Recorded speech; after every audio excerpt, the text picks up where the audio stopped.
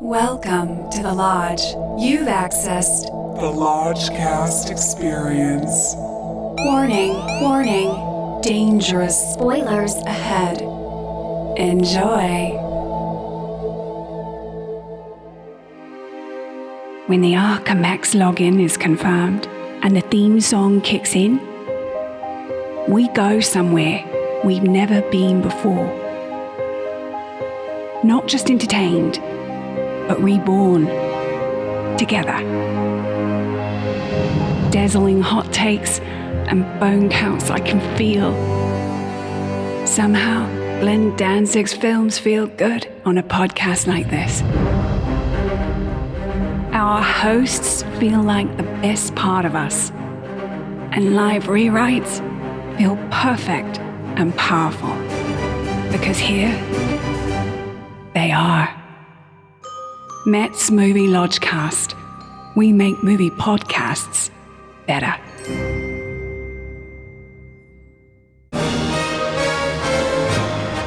Live from the Lodge 2.0, it's the Lodgecast Oscar Extravaganza. I'm your host, Brother Bischke, and I'm going to be leading us through a hard-charging review of our Oscar predictions for the 94th Academy Awards on Sunday, March 27th, 2022 at 5 p.m. Pacific time, back at the Dolby Theater in Hollywood, California. We've even got some hosts this year. Yep. Regina Hall, Amy Schumer, and Wanda Sykes are going to entertain us. After we pick the Oscar winners in the Oscar Extravaganza, we're going to do a top 10 countdown of our favorite films of 2021. Tonight, I'm joined by our Lodge Master, Matt. What's up? Brother Lucas. Good evening, Lodgecast listeners. Two very prestigious guests, Brother Zach. Beat COVID. And Brother Nathan. We're still standing. Woo, we're all alive. Last year we were doing outdoors. Now we're indoors at Lodge 2.0. Hell yeah. 2021 was a weird and truncated year because the pandemic started in March officially and ending in December for the movie year. But most importantly, we got vaxxed and we got back into movie theaters, folks. I do want to say huge thanks to the Lodge Master this year for editing together our recordings into amazing Lodgecast episodes. Thank you, Lodge Master. It's my sincerest pleasure. You make it sound good every year. We have now covered over 200 movies in our episodes and hot takes. My goodness. It's a lot of bones. It's a lot of bones. It's a graveyard of bones. We're in syndication now, fellas. Yes. We did it. That's right. Yeah. I also want to thank all the Lodgecast guests we had on. Oh, yes. And a very heartfelt thanks to all our listeners out there. We love you. We do it for you. We love you all. Oh, we love you guys. So now, on to our Oscar picks in all 23 categories. Hell, we're even going to cover the Oscar short categories this year because we saw them all. Some of us did. So, we'll cover what we predict will win, what we hope will win, and if we feel something got snubbed in a category, we'll mention that quickly. Yeah, you're going to try to keep us on time tonight, aren't you, Bischke?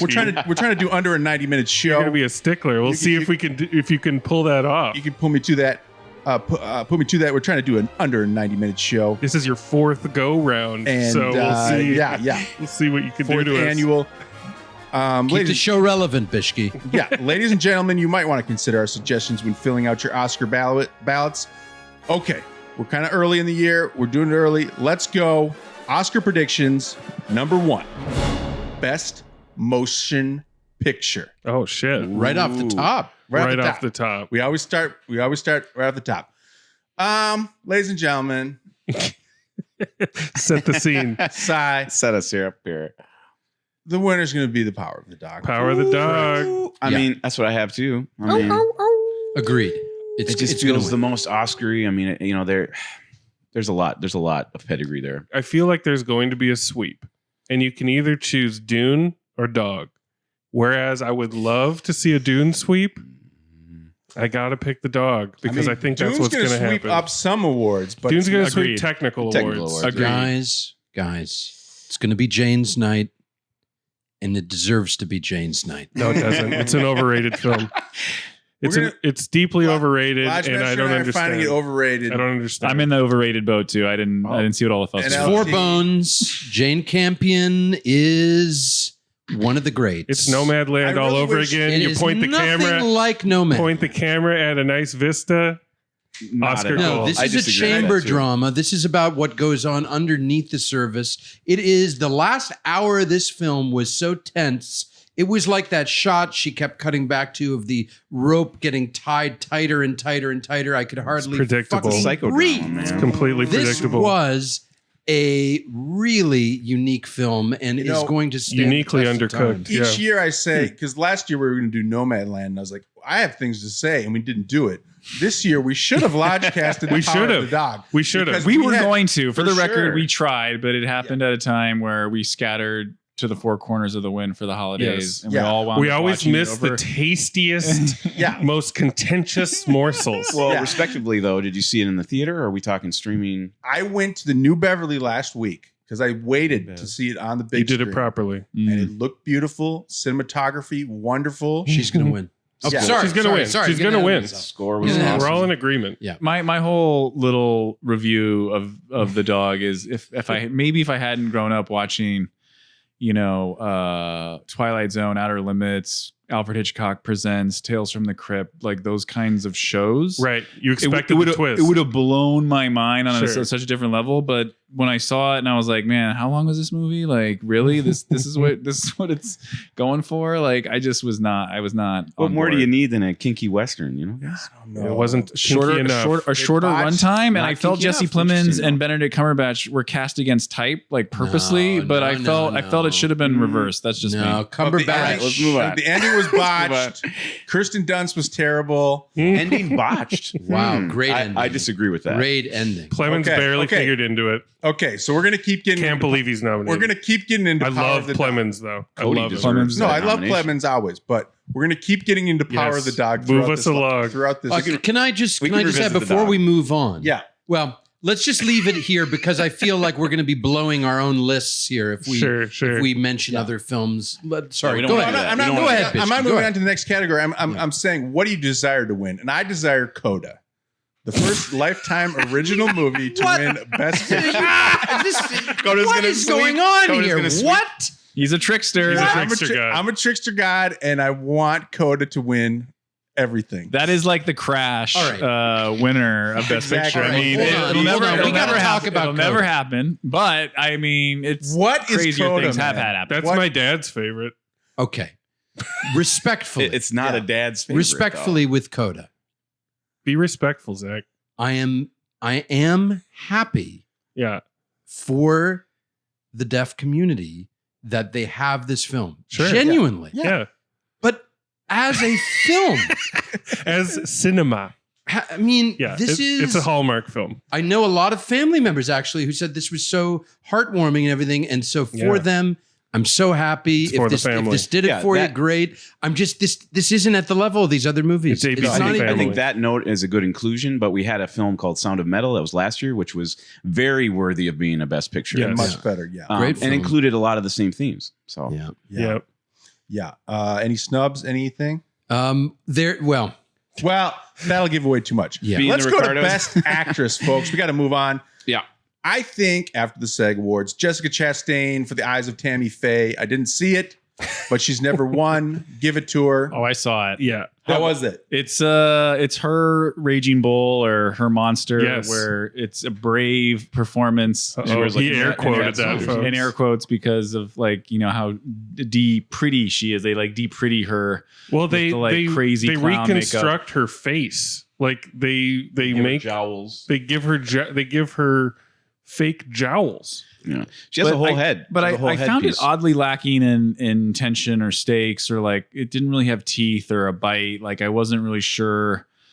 Besides, Jessica Chastain, wearing the makeup, like what the point of it was. But I was impressed that Michael Showalter directed it, who I grew up watching MTV's The State, which is a sketch comedy show. He was Duggan. He's out of here. He directed that, which is crazy. He's doing For great. this, I just isn't she just because of the SAG Awards become this kind of front runner? When other people were circling, I remember hearing Nicole Yeah. Kidman was Right. circling. Kristen Olivia Stewart. Colman. Yeah. Yeah. I mean, Olivia Colman is always good. This is a performance she probably won't win for, Yeah. but she's someone I thought was. I great. think she's going to get it again.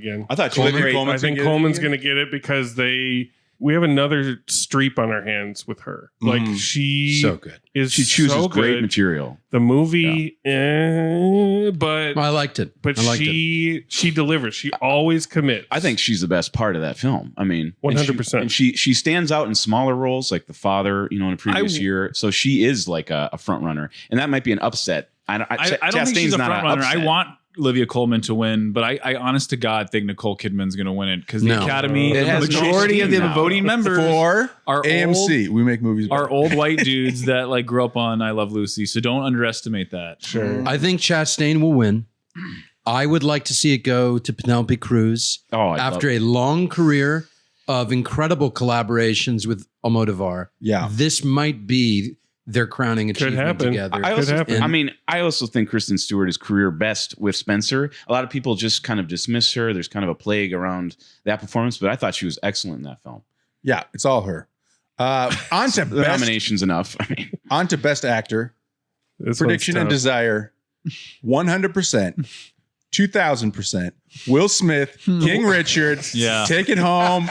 You deserve it, buddy. Yeah. You made an it excellent. certainly makes good, He's good. Oscar TV. Yeah, he's got it. It's You his don't to think lose. Cumberbatch is going to mosey up there? I think No. Cumberbatch deserves it. He's a villain. But I think that Will was great and Will win. But I actually think that Cumberbatch. I mean, look, I think deserves again, a lot of the voting members of the Academy are like Sam Elliott, and they did not like The Power of the Dog, and they're not going to want to give Cumberbatch Best Actor. Trust me. I think a lot of the voters are going to be like, Will's personally been through a lot. He's been to the red table discussions. We've seen him go through Table it. talk. He's been sad Will in so many movies that we gotta cheer him up so we can get him back. It just makes good TV, and that's why they're going to do it. You know, That's and I true. think I got to say I was really not looking forward to seeing King Richard, and it was quite a bit more enjoyable than I was expecting, and I think he was quite good. I think we all it's a felt that crowd way about pleaser. it. It's a right? crowd I mean, pleaser. yeah, for what it is. I when think is it's Will formulaic. not good? Yeah. He's always good. Yeah. Okay, on to best actress in a supporting role. I feel it's going to be going to Ariane DeBose as 100%. Anita in West Side Story. She was great. She had all the heavy lifting to do. Any I loved Jessie Buckley playing the young Olivia Colman in Lost Daughter, but she's not going to win.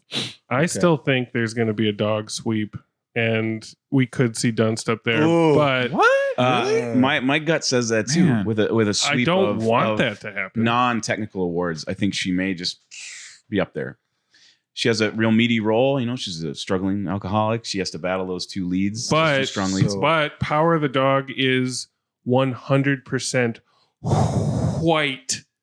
So I don't know if they're gonna. DeBose is winning this. It's not. It's a done deal. Yeah. I think for me, Dog is Cumberbatch and Cody Smith McPhee's movie, and those are the awards they have a shot at. I kept recasting Michelle Williams in the So in that role for Power of the Dog. Speaking of Cody, actor in a supporting role, He's got it.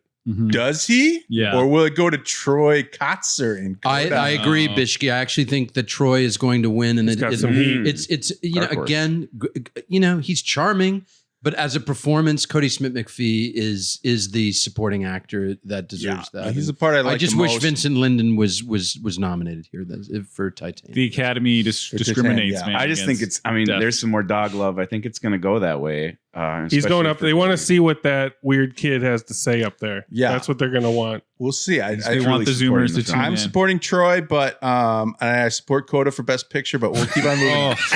Troy just won the Indie Spirit Award a few hours ago. Yeah, he's got some heat. Troy did win. Okay. I love Kieran Hines. I just want to say I love him as an actor. No, I love Kieran Hines as well. Love him And as a he's man. He is a, my he's got a favorite, big my soul. favorite part of that film. Yeah. Director, best director, Jane Campion, Power of the Campion. Dog. Boom. James dunk, Knight. Slam dunk. James Boom. Knight. James Knight adapted screenplay.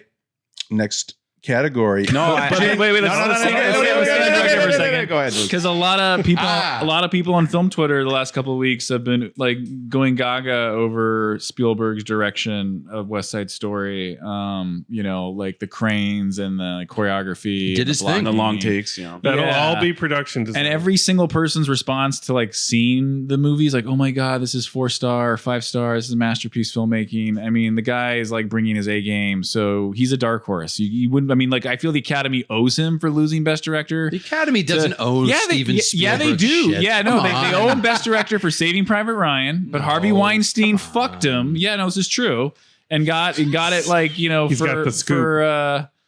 or it was Best Picture. No, I guess he got Best Didn't Director. he win Best Director? Yeah, Yeah, that's right. I'm getting it mixed up. God, but a He's big got old 2 of them. Lucas, if there's any human being in Hollywood that is not owed anything, it's Steven Spielberg. The man Spielberg- is living well. But the power He's of doing the fine. but the Power of the Dog side by side with West Side Story. What is the most directed movie between those two? How do What you- is what has the most direction? getting to in this it? category? How do you snub Denis for Dune? I mean, all the technical wars part aside, he adapted the screenplay. they'll I mean, give it to him he is for a part very 2. strong force in how that movie turned out. So for him not to be there, maybe they're going to honor the second film. I hate these hesitations. I think it's because it's a part 1, a part 2. You know what I mean? It's still. Yeah. It'll come around in part 2. Spielberg's got like 9 more movies in him, and they'll give him the Oscar and all his accolades for like what they think is his last one. It'll be called like My Life in Pictures. Well, or you something. joke, but actually his next movie is about his childhood. Well, there it is. There There it it is. is. And it's coming out this year. I have a feeling it's his final film. Yeah. I don't. Retirement. Ready Okay. Player 2's coming. Adapted. Just like Clint. We is got to hanging move on, it up. folks. Yeah, right. Adapted screenplay. Jane Campion, Power of the Dog. Boom. Yeah, Agreed. I Move on. actually think this is going to drive Wrong. my car. No way. Excuse me. Okay. Excuse me. Okay. You're excused. Hamaguchi adapted multiple Murakami short stories for Drive My Car, and it was, I think, some extraordinary work in adaptation. And I think because they're not going to give him director or picture, I think he's going to make his mark because the film is nominated in 4 different categories. So I think this is where it goes. It's only winning in one though. Yeah, the voters aren't going to do that backstory work, Zach. They're not going to look in that I'm deep. telling you, The Voters I'm didn't finish watching it. Trust This me. is my Voters- surprise Voters pick. watched an hour. my of it. surprise pick. And Okay. I think it's some really brilliant work for adaptation. You've surprised Power us. of the Dog is adapted from a novel of the same name or something. Yeah. Yes. Yeah. So that must be. Original screenplay. I picked for the win prediction Kenneth Branagh for Belfast. It's going to worst person in the world. No, it's going to Licorice Pizza. It's going to Don't Look Up because that's the only little crumb they're going to give to Don't Look Up, saying you're on the right track, McKay. Make these screeds, McKay. No, nobody liked Don't Look Up. Everyone loves Licorice Pizza. Matt and I like if they want, no, I mean, PT's been nominated it a has bunch of times. pedigree. before. Everyone PTA. loves licorice pizza. I do hope All it goes the to Academy Licorice. people do. I Trust do me. hope it goes to Licorice Pizza because it's a lifetime achievement for Paul Thomas No, Anderson. this is No. not the movie No. that PTA should be lionized No. for. I'm telling I'm ya. not saying it I'm is. telling ya. No. We'll get to it all. We'll get to it. Mark my words, listeners. Go with my bet. All right, folks, we're moving on to international feature. I'm saying it's going to a favorite film from Brother Zach, Drive My Car in 100%. Japan. 100%. We're driving the car all the way, Red baby. Saab. Yeah. Red Saab. Get in the Saab. 9000. Let's roll. I'm not going Born. to. I'm not going to say what I want to because that's coming up in my top 10. But Sure. everyone says drive my car, so we're going to drive my car. Now, documentary feature, folks. Not a great year for documentaries, in my humble Isn't opinion. it interesting how we sat at the Lodge 1.0 last year and the documentaries dominated our conversation? Dominated. I kind of feel it was. They did. It's They due dominated to again. it's due to the pandemic. You can't just run around shooting stuff when But docs take a long time. I mean, I Yeah, think yeah, that yeah. there was something, maybe it was because certain narratives got held back. I don't know what it was, but last year was the year of the doc, and this year, This year, maybe it's the year of the dog. I saw think- Dog. it is the year of the dog. I've seen 4 of these docs. They were all okay. I say I would probably go to Flea. No. Summer of Soul. Summer of Soul. Summer of Soul will Okay. win, Flea should win. That's what I would say. Okay. Yeah. Well, I'm just thinking, where will Flea win if it doesn't win there? That's what I'm thinking. and that's really it got honored by the nomination. Historically, the Academy gives the Oscar to the documentary that like feels good the most. You Yeah. know, they want you. They just want to like. They're old white people. I'm And telling if you. it's a music doc, And here's the and thing. it's not all white. Yeah. Yeah. Summer Questlove Soul is has beautiful. put in work for the Academy. The guy's DJ'd the Oscars. he's in. Oh, okay. Everyone loves Questlove. It's true, The it's dude true. has a crazy career. This guy has like the career of 4 different people in one. Yeah. Like, All right. I mean, he's incredibly impressive. It's the beginning of his film career. He's in. But Flea is the better film. Mine It's has the been more- changed. Summer yeah. Soul's enjoyable. It's an enjoyable It's totally enjoyable. concert I, film. I dig it. Yeah. Okay. Animated feature film. I've only seen Flea. Encanto. Always But go I'll- with Encanto Disney. will- I always give it to Disney. Disney's Encanto is the prediction. Anyone have any counter arguments? I watched it on an edible and I was so confused. I was like trying to follow the plot and I just was lost. I lost the It has plot. magic. Folks, in you it. cannot get They- this no one kind of told me insight that. on other podcasts. It's rich in the culture and that's a it should be honored in that way too. You got Flea. 6-year-olds that can follow it, but Flea, it would be a shame if Flea, sidesteps winning an award here because Flea was, taking a very difficult subject matter and making it entertaining. Yeah, I think despite very its special. I think it's film. stronger Heaviness. as a doc than maybe an animated movie, but I don't know. it had to be animated. I mean, Yeah. It had to It's a protect his beautiful blend, identity. I thought. Yeah. Yeah. Okay, we're gonna start flying through categories here, Let's folks, fly, baby. because we're getting into the technical. Let's drive. awards. Let's fly. Production design. This is where Dune starts sweeping up. Dune starts Stop- to get going. Folks, stop me if I'm incorrect. Dune. no, Patrice Vermette. no. Actually, What? what? West Side Story. Wait, where are you? it's interesting because I think Nightmare No. Alley deserves some shine it's for the Dune. production design, but I think Dune will win. Yeah. Dune will win. Dune will win. Trust Dune me. is just Film so editing. blown. Film editing. Dune. Dune. Don't look Joe up. Walker. Dune, but Don't look up. You got It's don't the look up for most it? editing. No, Hank Corman's got the most know- editing. How about Well- the Tick Tick Boom with all of its slam bam thank you ma'am cuts, and nobody saw it. I Right? gotta say That's not again. Apparently, I'm in the minority. Lucas, I saw your cards for a second. I'm in the minority in this room Okay. with Dog, but I will say the third act and maybe even the second half of that movie is so fucking tense. I thought the editing was fantastic in Power of the Dog. Really did. Hence, It's going to Really Dune. did. It's going to see Dune. it. Yeah. Cinematography. Dune. Dune. Power of the Dog. She's going to be the first woman to win the award, and it's going down. Ooh, Dune was so Dune good. always. I want Dune, and I like think it when will it comes win. to like the big technical movies, like Disagree. She's going to win. It's already written. Craig Fraser. we're before the We're breaking cinematographer. boundaries here, We're gentlemen. before the Cinematographer Guild Awards. And I want to point out. It is I beautifully want shot. to point out something about Ari Wagner. She But Dune is shot. like a fake planet that looks real. I mean, that's gonna count for something. Yeah. She shot Power of the TV stuff Dog. looks great. And in the same year, she shot a movie that looks aesthetically 180 degrees different, Zola. So this is a DP with skills. I'm not with arguing. versatility. I'm not with arguing. against- dynamism. I'm not arguing that. I'm not arguing. She's that. going to be the first woman to win the award. You heard it here first. The thing I like most about Power of the Dog was the cinematography, visual effects, Dune. Dune, dude, Dune. Dooney. sound, Dune. Dune, dude, Dune, dude.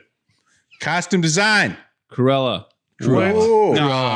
LT's correct. Dune, Correct. Dune, West Side Story. Dune. Part of me Dude. thinks West Side Story. Wow, we are really divided. A house divided, Cruella. lodge divided Listen, on costumes. listen. Cruella, she looks like $1 million bucks. Listen, in those costumes. You I didn't see Cruella, but you grow up thinking that all adults, by the sheer fact of them being adults, you think that they're smart, and then you grow up and you realize that's sadly inaccurate, heartbreakingly inaccurate. You also grow up thinking that there's some sort of sacred way that these Academy voters choose their picks, and sometimes it just comes down to colorful dresses. it's the most. West Side Story. West Side Story. Okay. They've kind of shied away from science fiction stuff too. So I mean that's a track with the Oscars. So I'm That's West true. Side Story for the period Interesting. and also the color and the different racial clash. Yeah, I'm gonna throw Dune. Original score. Dune's impressive. Dune. This is going to Hans Johnny Zim- Greenwood. Hans This is Zimmer. going to Johnny Greenwood. Hans has had his night before. I say it's Dune for score. Dune. And I Tanya- say Johnny the Greenwood dog. The score. dog is sweeping here. I say Johnny because Yeah, that was one of my Johnny, favorite Johnny. parts of the film. Johnny will win Dune. That score is miserable. No, but the Dune. Dune score was just like, brum. Can I also just throw a little love and light to Mr. Iglesias? The man does nothing but memorable, iconic work Yeah. with Pedro. That's who I'm every fucking time. That's who I'm rooting when for. when the credits roll, I get so pumped in a Pedro film when the credits roll and Iglesias' music hits. You're like, you're in good hands. For You know you're Parallel in for Mothers. a rockin' time. Yeah. Pedro and Iglesias, like beautiful score. That's what I'm rooting for, but it's going to Dune. Okay. There's some ambition with Dune's Original song. Now we're getting to the interesting area. I think they want to acknowledge to die. Billie Eilish and her brother they do. Phineas O'Connell This is Gen Z's moment. for No Time to Die. She's going to sing it there. It's going to be beautiful. It makes good TV. So Yeah. I'm just gonna Haven't throw heard it the at 'em. song, haven't seen the film. My desire You is can imagine what the song sounds like. My desire is that Somehow You Do, written by Diane Warren, who's lost the Academy Award 12 times, Wow. will win, but she's not gonna. Okay. Always a bridesmaid, never a bride. Yeah. I love her. I I follow feel her like on No Instagram. Time to Die was nominated, and they built the other ones around it. I hate Yeah. to say that. Yep. Makeup and hairstyling. It's going to Tammy Faye. Tammy Faye. Tammy Faye, They yeah. built her face. Those jowls. I got to say, Dune. Dune? it's character-based Is Dune on? makeup.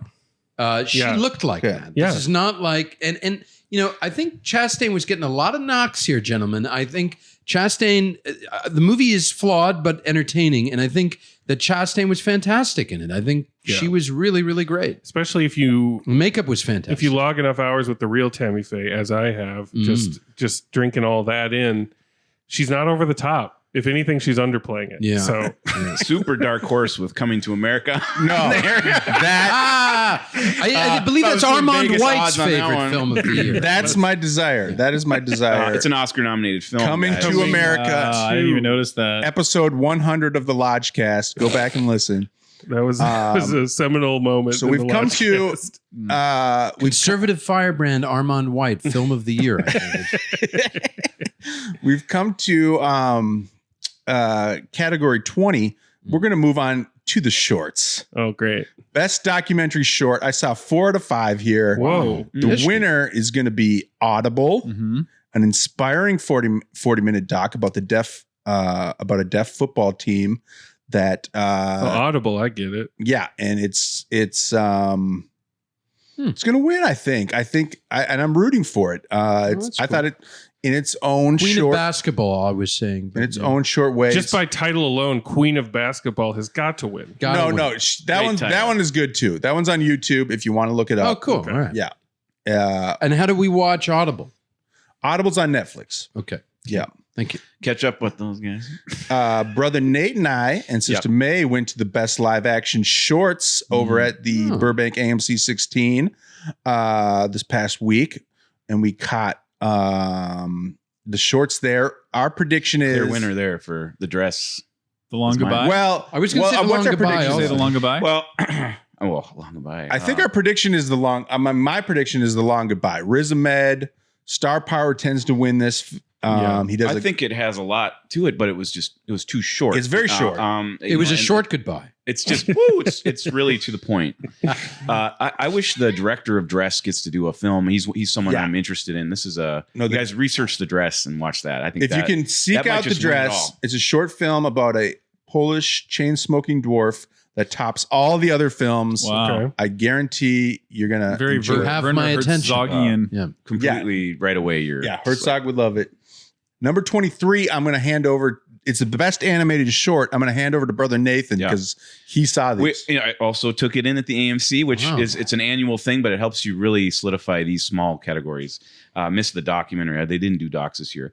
Netflix has an amazing film, Robin. I think it's going to get decorated. It is. Some of these are a cheat when they have celebrity voices. Gillian Anderson is a cat, and it follows a robin that falls into a family of mice and becomes like a mouse, and they steal from houses, and it's completely like it's like a Lockheed. I actually watched Robin, and because it's on Netflix, that alone is like probably it has I'll check everything, it out. and it's on Netflix. I recommend That was watching.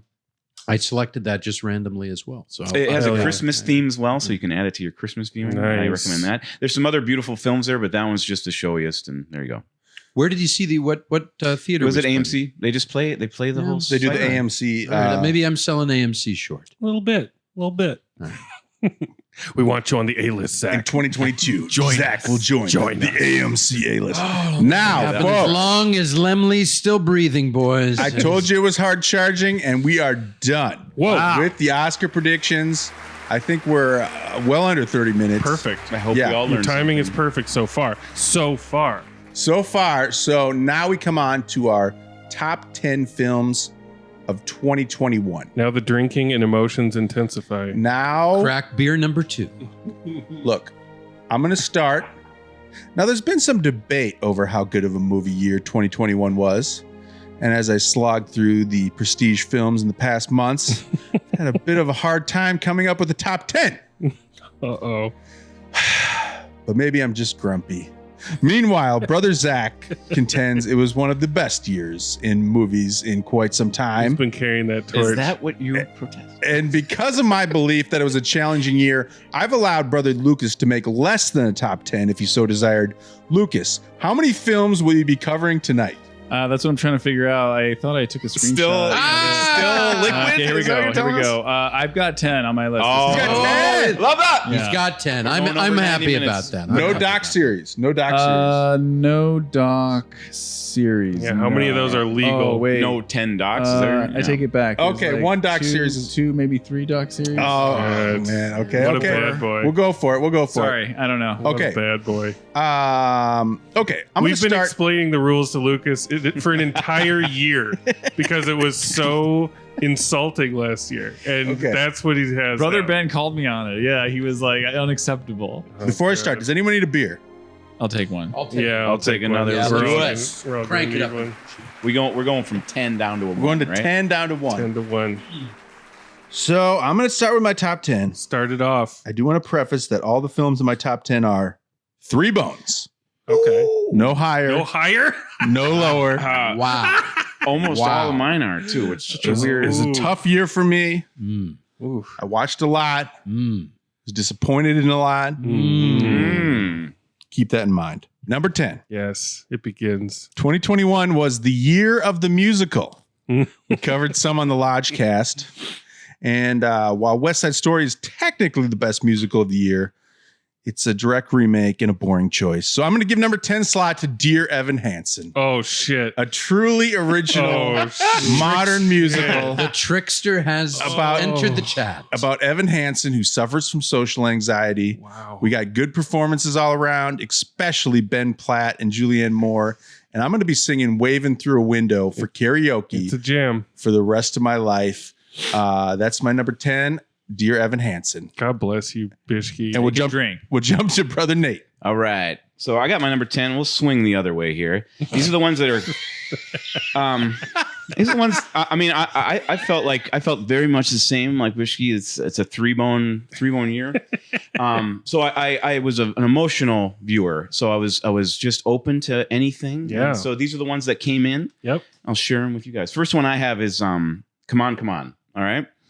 I can't recommend this film enough. I mean, it's completely human. It's relatable. It's sweet in all the best ways. I really like Mike Mills' film Beginners. That's all I know Me of too. his career. That one touched me. It's got a great Chris Plummer role in it. This movie is about what's refreshing about this is that it's a heartfelt story that's not about two lovers. It's about sibling, a sibling fracture. Mhm. And that was refreshing just because all romantic films this year seem to be about two lovers, and that's kind of getting boring. I mean, even West Side Story is getting boring to me. So that I thought was refreshing. And then this movie's about listening, really listening about what that other person has to say. So that's my number 10. Come on. Boom. Respect. All right. I enjoyed that film. I watched it. I recommend it. Black and white. I also would have given it 3. Lucas, you got a sitcom for number 10? Brother What do you Lucas, got? number 10. Different Strokes, Gary Coleman, season 2. No. Come on. It's a mockery. No, number 10. I think this was a Netflix documentary. This is a robbery, the world's Okay, yeah. biggest art heist. And my BFF actually read a book about this like retired FBI art investigator that studied this case. And essentially what it was is back in the 1980s in Boston, at this tiny little museum, one night, this night watchman, kind of a hippie wook, like behind the desk, sees these 2 Boston cops in uniform outside, like knocking on the door saying, "Hey, you got to unlock the door and let us in. We got to talk to you about something." So, the guy, buzzes the cops in. The cops, surprise, surprise, turn out to be bad, ACAB. And they're really burglars, like dressed like cops. And they subdue and tie up this security guard and his like coworker. And they proceed just to ransack the place for like 45 minutes and then dip out, never to be seen again. And the paintings that they take like are never recovered to this day, lost to the annals of time. Okay. And there's like irreplaceable, priceless, like incalculable, like holy shit. It sounds like it was some Goomba mafia dudes who just got in over their head. And when they realized like how bad they fucked up and like had the FBI like coming down on them, they just like probably destroyed the art or like buried it, or it's like no one has it. Yeah, it didn't go anywhere. Yeah. Is that HBO or is it? I think it's Netflix. Netflix. I think. Okay. Nice. Number 10 for Very Brother good. Zach. So just want to preface this. Yeah, go ahead. Let me got set it. my You got stage here. Zach has Yeah, like yeah. a top 25. Zach has like a top 80. I had a great time at the movies this year, John. I love to hear it, though. We love to hear this. I had Pulling a his great pants up. time, and for me, it really comes down to the state of cinema in 2021. Is we have the world, and then we have A24, Yeah. and A24 is doing the Lord's work Yeah. in the domestic cinema scene, and then we have the rest of the world just pantsing the United States of America. I mean, Here we go. the international film scene is fucking on fire right now. I am so thrilled by all the different movies that I'm seeing from throughout the world. And it just is really sad that in the US, basically our best, we're talking Dune, and by the way, enjoyed Dune, enjoyed West Side Story. Those are the best, but what are they? They're remakes. We're just, the studio, here's the thing that I think is really interesting is that in Europe and in many other countries, the government supports the arts and the film and the filmmakers. In America, it is 100% capitalism, and that's what you get. You get, for the most part, crummy remakes, and then everyone who's making interesting and trailblazing movies are coming from other parts of the world. What's your pick, Okay, let's Zach? go. Let's go. Number 10. We're starting with A24. Janixa Bravo Zola. There you go. Nice. We got a wild weekend of hustling and stripping in Florida, based on an infamous Twitter thread. And I think in this movie, we have the salad dragon of the year. We have a montage of penises that will rival any dragon, any reason to see a film. Just a lot of fun. And I think this film has a award-worthy performance from Coleman Domingo. I think the Oscars picked some good, really great actors in supporting actor, but as a category weaker than it's been in years, I think. And Coleman Domingo deserved a slot. And I think Zola is a great ride. It's a lot of fun. It's surreal. It's harrowing. It's a bad trip. And it's a bad trip worth taking. Boom. Number 10. Boom. Enjoyed it. On to the Lodge Masters. Number 10. Number 10, West Side Story. This is a musical that I did not expect to enjoy, but I enjoyed the fuck out of it. And it's such a treat for the eyes that this is kind of my visual spot, my 10th pick here. It kind of shares the same slot as Tragedy of Macbeth, where not so much the content of the movie, but just the visuals of it stay with me, and I'll get little flashes of it every once in a while, like flashes of Zendaya. And I also think it's just a great movie. Like, other than Ansel Elgort, no complaints. So The fly on the cake. That's Yeah. I was It's a big surprised fly by how on that much I cake. enjoyed this movie, Yeah. man. I was not expecting. Yeah. I think it's the to best be- Spielberg in many years. I think Yeah. best Spielberg since Catch Me If You Can. Yep. Yeah. Totally. Okay. Oh, let's come back to me.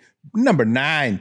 I'll give to a little movie called Bliss. Oh shit! Wow. Oh, This is a great shit. list. so Look, far. folks. Dude, look, Bischke is like going folks. deep. I'm bending the rules a little For bit here. laughs. He's on the other side of the river. Bliss came out in February 2021, but who cares? Owen Wilson and Selma Hayek shine Wow. in this Oh my bizarre God. sci-fi They drama do about. shine. I got to see this one. I didn't see it. It's a very Nathan. bizarre. I haven't Yeah, seen it. Brother Very bizarre Nathan. sci-fi drama about drug addiction, homelessness, psychosis, simulations, and the trippy blending of reality and fantasy. What a great cameo by Bill Nye. Oh. Watch it on Amazon Prime, God folks. bless you, Bischke. You know, or God bless you. might I God say- bless you. Or watch it through the Lodgecast like I Either did. way. Yes, and you yes. will be It's a rewarded. pretty classic Lodgecast Woof. as well. Yeah. With a woof by Brother Lucas that got a lot of pushback. A lot of pushback. A lot, Much- like one person. Much maybe? deserved. No, okay, Brother Nathan, number 9. Number 9. I wonder if this is on anyone else's list, but I have Annette. Annette. Ooh, That is controversial. I didn't This get is- through it. I didn't get through. I It's haven't the seen first it yet. film I've seen by this director. It's Leos Carax. Oh, go French, back, brother. Go back in French the catalog. filmmaker. He's Holy Motors, I guess he did. Yeah. I haven't seen that, but I've Lovers on the Bridge. It's been Yeah. a dark cloud following me. Yeah. This movie had me from the start. I really recommend this for a film that you need to be, patient with. Let it sink in a little bit. There's some oddities. Adam Driver is incredible in this film. He pops up a lot these days. He's popping up a lot, but this role he seemed intuitive for him to play. For me, I haven't seen anything like what goes on in this film, and that's a reason alone to see it for this year. It was just so different. Every scene after scene, it was like a revelation. So I'm really excited by this director. The use of puppetry, and then there are songs, musical numbers by the Sparks Brothers. Very not a typical band you would think would do this kind of material. But I had laugh out loud moments. I had Salad Dragon parades. I recommend this for Lodgemaster. I gotta see it. See it. So Baby that Annette. I think it's an instant cult classic, and it's kind of those ones that I love to see at that time of the year or time of the hour in your life. So Annette is definitely number 9. It was creeping higher. That little Annette, the doll. There's a doll in it that'll stick with you forever. I Brother bailed. Nathan. I bailed after the first 45. I don't think it's but controversial. I think I mean, I'll this come back to director's it. I'll come back interesting, to it. Brother Nathan, if this spoke to you, Holy Motors and Lovers on the Bridge, as soon as you can. Yeah. Beyond just the visual, the Yeah, storytelling. yeah. No, I do want to see Holy Motors. It's been on my list forever. Brother Lucas, number 9. Number 9 is another, I think Netflix docuseries. Sorry, No Brother shit. Ben. No shit. I know these don't count. I know God these damn technically Ben don't count. rolled his eyes. I guess so I have like a hard we top heard it. 7 or top 6, but this is another good docuseries, true crime about the filmmaker Jared Hess, who's from Utah, who's Mormon. Like in 2017, started researching this guy Mark Hoffman, who turned out to be one of the world's and history's like best forgers of like religious documents, specifically to the Church of Jesus Christ of the Latter-day Saints, and he basically like just like bilked these Mormons, like selling them these fake Joseph Smith or Brigham Young related letters or whatever it was. But the crazy part was when the scheme started unraveling, instead of like skipping town or like whatever, changing your name, he sent mail bombs, like letter bombs, to people that were investigating him or that owed him money. And he like killed a couple people. And then when the heat was closing in on him even more, he sent like a mail bomb to himself or whatever to try to throw the trail off. But it was like obviously a futile effort. He was eventually caught. But it's just some gnarly story that took place in the 1980s, another 1980s saga. What's it called? What's it called?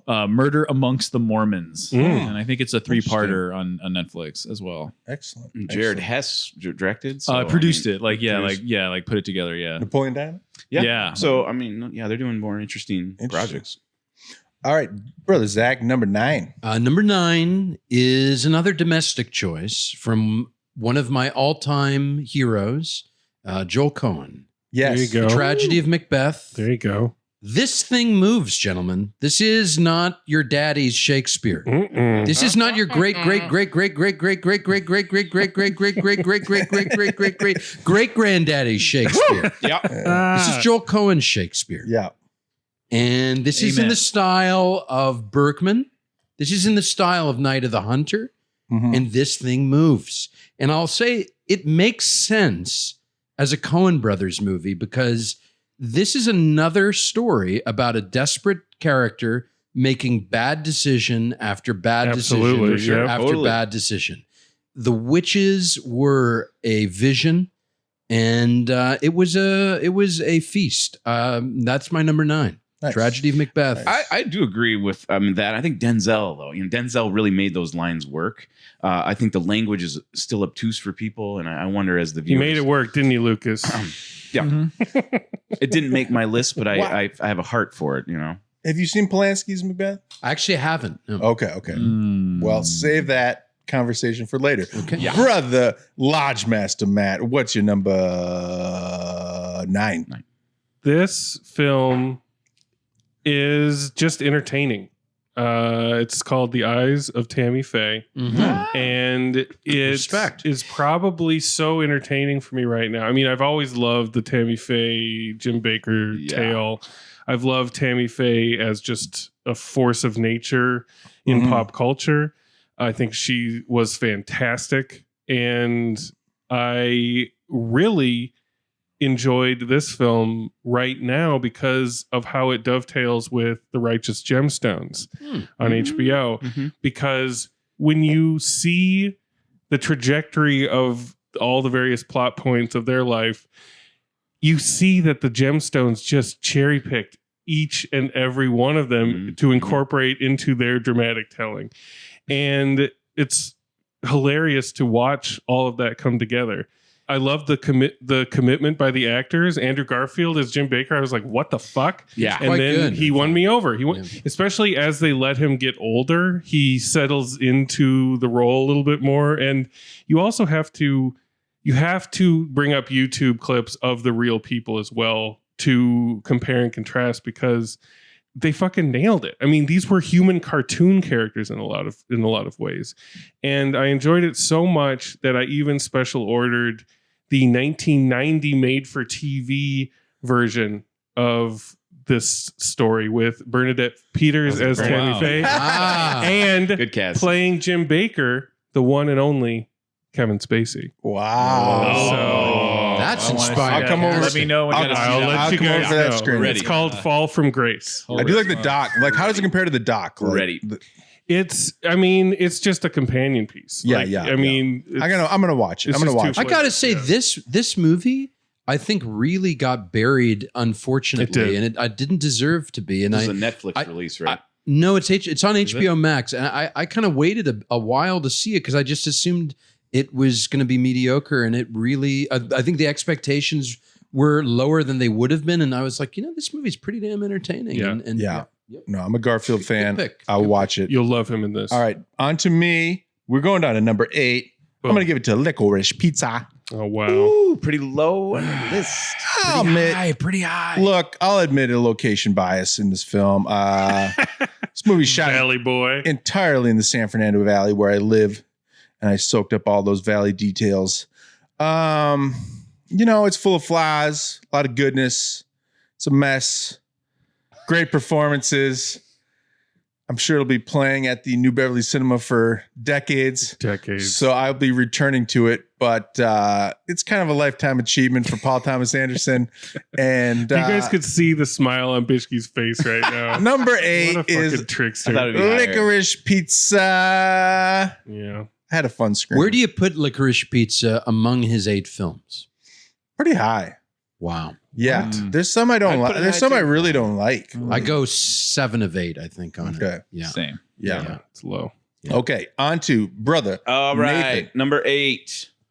This might be controversial. I don't know if you guys even like this film, but I have Spencer on my list. Mm. I didn't see This it. was I pulled the this is ripcord a on powerful that. film. Pull the ripcord. This is a powerful film of a pivotal moment in Lady Diana's life. I mean, this is all sold on me by that weekend that she was with her family. This is a very pivotal moment where she's about to embrace her life with all of these royals and just. Here's the thing. Like, Yeah, I can hear. I'll hear you. Let LT say his piece. I don't know. It's just like with inflation and gas costing like $5 a gallon, and like War in Ukraine. Unemployment benefits are cut off. There's like, I didn't get any stimmy money. IRS is like underemployed. I'm not going to get my refund. Like, how am I supposed to feel anything? Lucas has been anti-rich person lately. For Lady Di, like, oh, boo-hoo, you're suffocating because you're like royalty now. Like, I'm supposed to like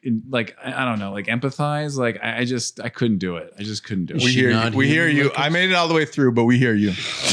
God, Okay, I wish brother I had a kitchen. I wish I had a kitchen with a pantry filled with pastry treats like Willy Wonka's. More money, more problems. Laundry room. It doesn't solve everything. I mean, this director I got to drive extra far to the cheap grocery store. Okay, very this good. director's been interested in really strong female characters in a crucible.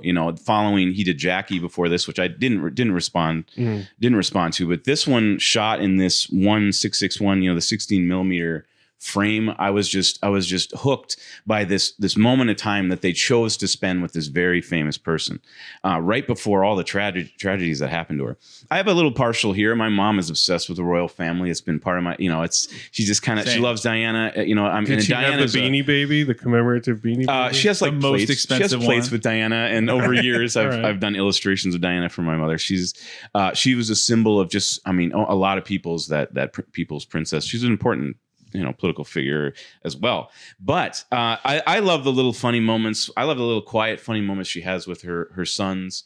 That really captured the human being of Diana. And I think Kristen Stewart, I can put praise on her. She's coming from lot of bullshit. She has Twilight to deal with. She's done a few films that have really been great, interesting projects like Underwater and Personal Shopper. These are ones that I really enjoy.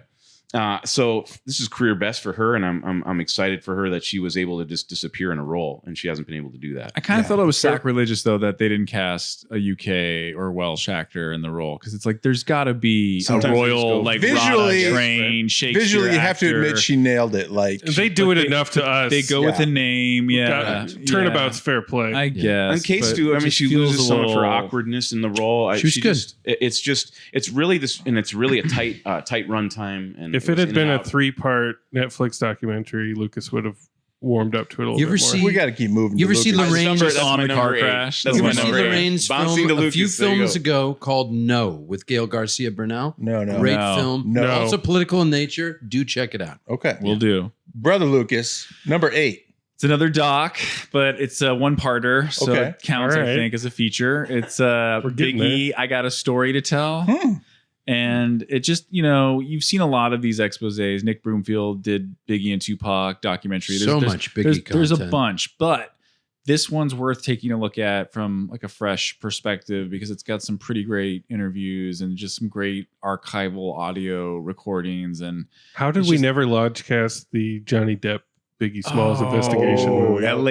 a Labyrinth. That was an oversee. Yeah, we fucked which they that up. retitled to something else. I forget what Yeah. the final title was. But anyway, I'm not like super huge into music or hip hop culture at all, but I was a teenager when Tupac and Biggie both got murdered, and then like no one ever got busted for it. Like, imagine if Justin Bieber and Taylor Swift both got murdered and the cops were like, well, we don't know who did it, like we're just gonna forget about it. And A it's lot of like, frustrated people. what?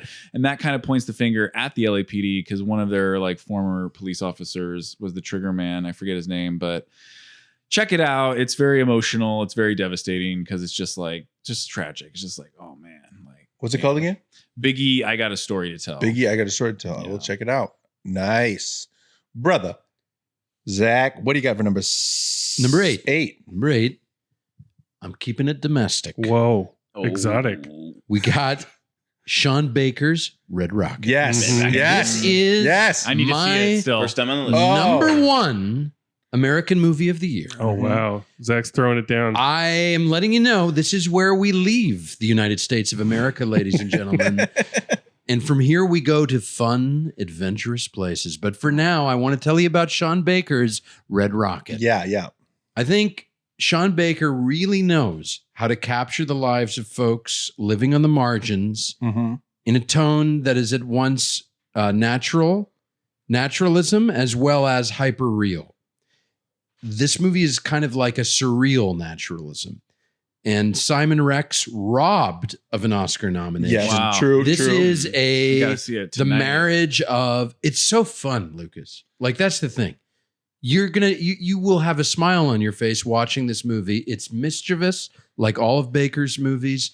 And it's just a delight. It's got a great ending.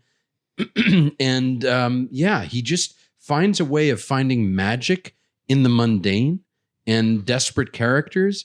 And I would also say this is the best use of our ex-president, Donald J. Trump, on camera so far. Whoa. And you'll see what I mean when you see the film. Do see the film. That's Red Rocket. Yeah, Number 8. absolutely recommend. On to The Lodge Master. This is not the top 10 best films of the year. These are my top 10 favorites. Agreed. That's what I'm That's doing. what all of our lists are. Yeah. Number 8 is a little film starring Owen Wilson and Selma Hayek. Yes. It's called Bliss. Yeah. My Wow, you goodness, guys are both crazy. Boy, you guys And- missed out. Fucking- It is one of the most bonkers tales. It is untethered to anything having to do with good taste, good restraint. It is pure, unbridled, blissful filmmaking. Mm-hmm. And there's nothing like it. And it stayed with me for an entire calendar year. And I still think about it fondly. I smile every time I think about Owen and Selma at the roller skating rink magically throwing other skaters all around with their magical powers and then fucking in the bathroom.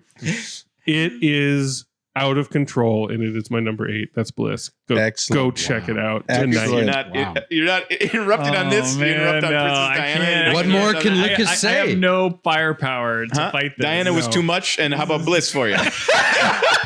Sitting on the toilet reading The body that he hides behind the curtain that just falls out the Oh, window. it's great. Okay, folks. Splats on the ground. Okay, we're moving on. We're moving All on. the Number 7. coworkers, like freak out. Number 7, I won't belabor it. The Tragedy of Macbeth. Boom. Joe Cohen delivers a solid adaptation of Shakespeare's tragedy.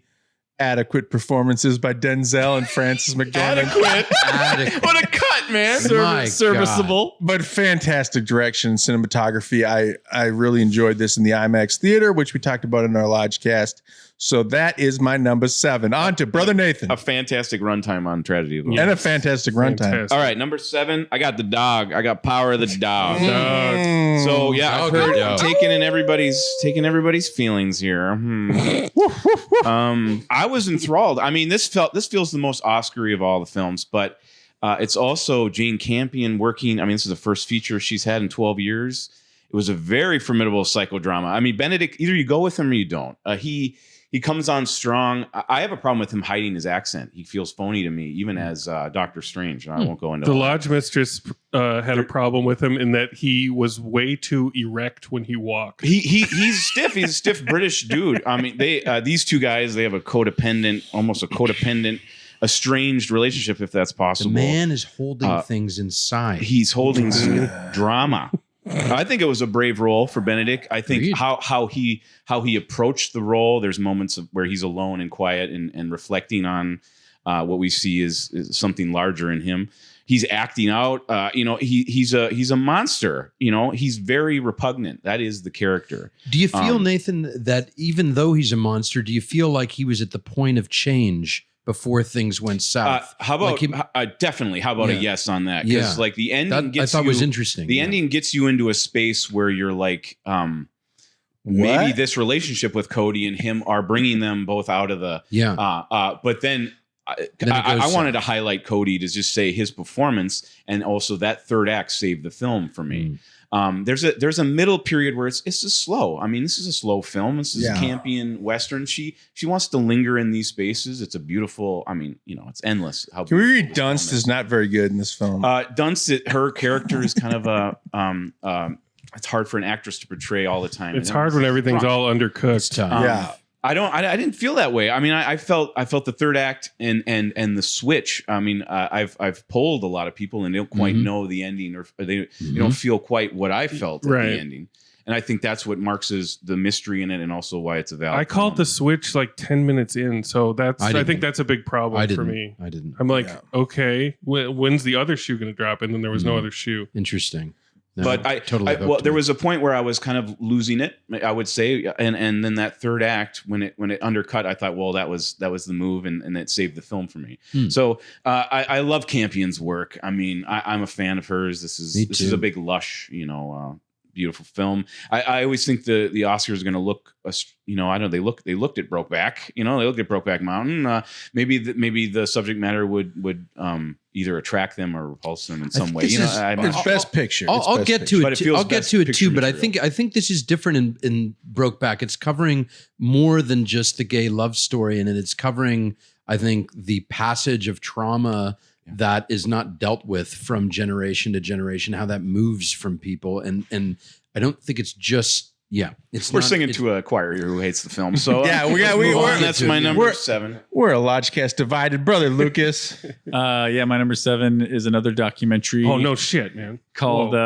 Misha and the Wolves. And it's about this old German lady who's a Holocaust survivor named Misha. Wow. And how when she was a child and, the Nazis were going crazy, her and her mother, I think got killed, and she had to flee into the German forest and lived in the wild for months and was basically adopted or taken in by a pack of wolves.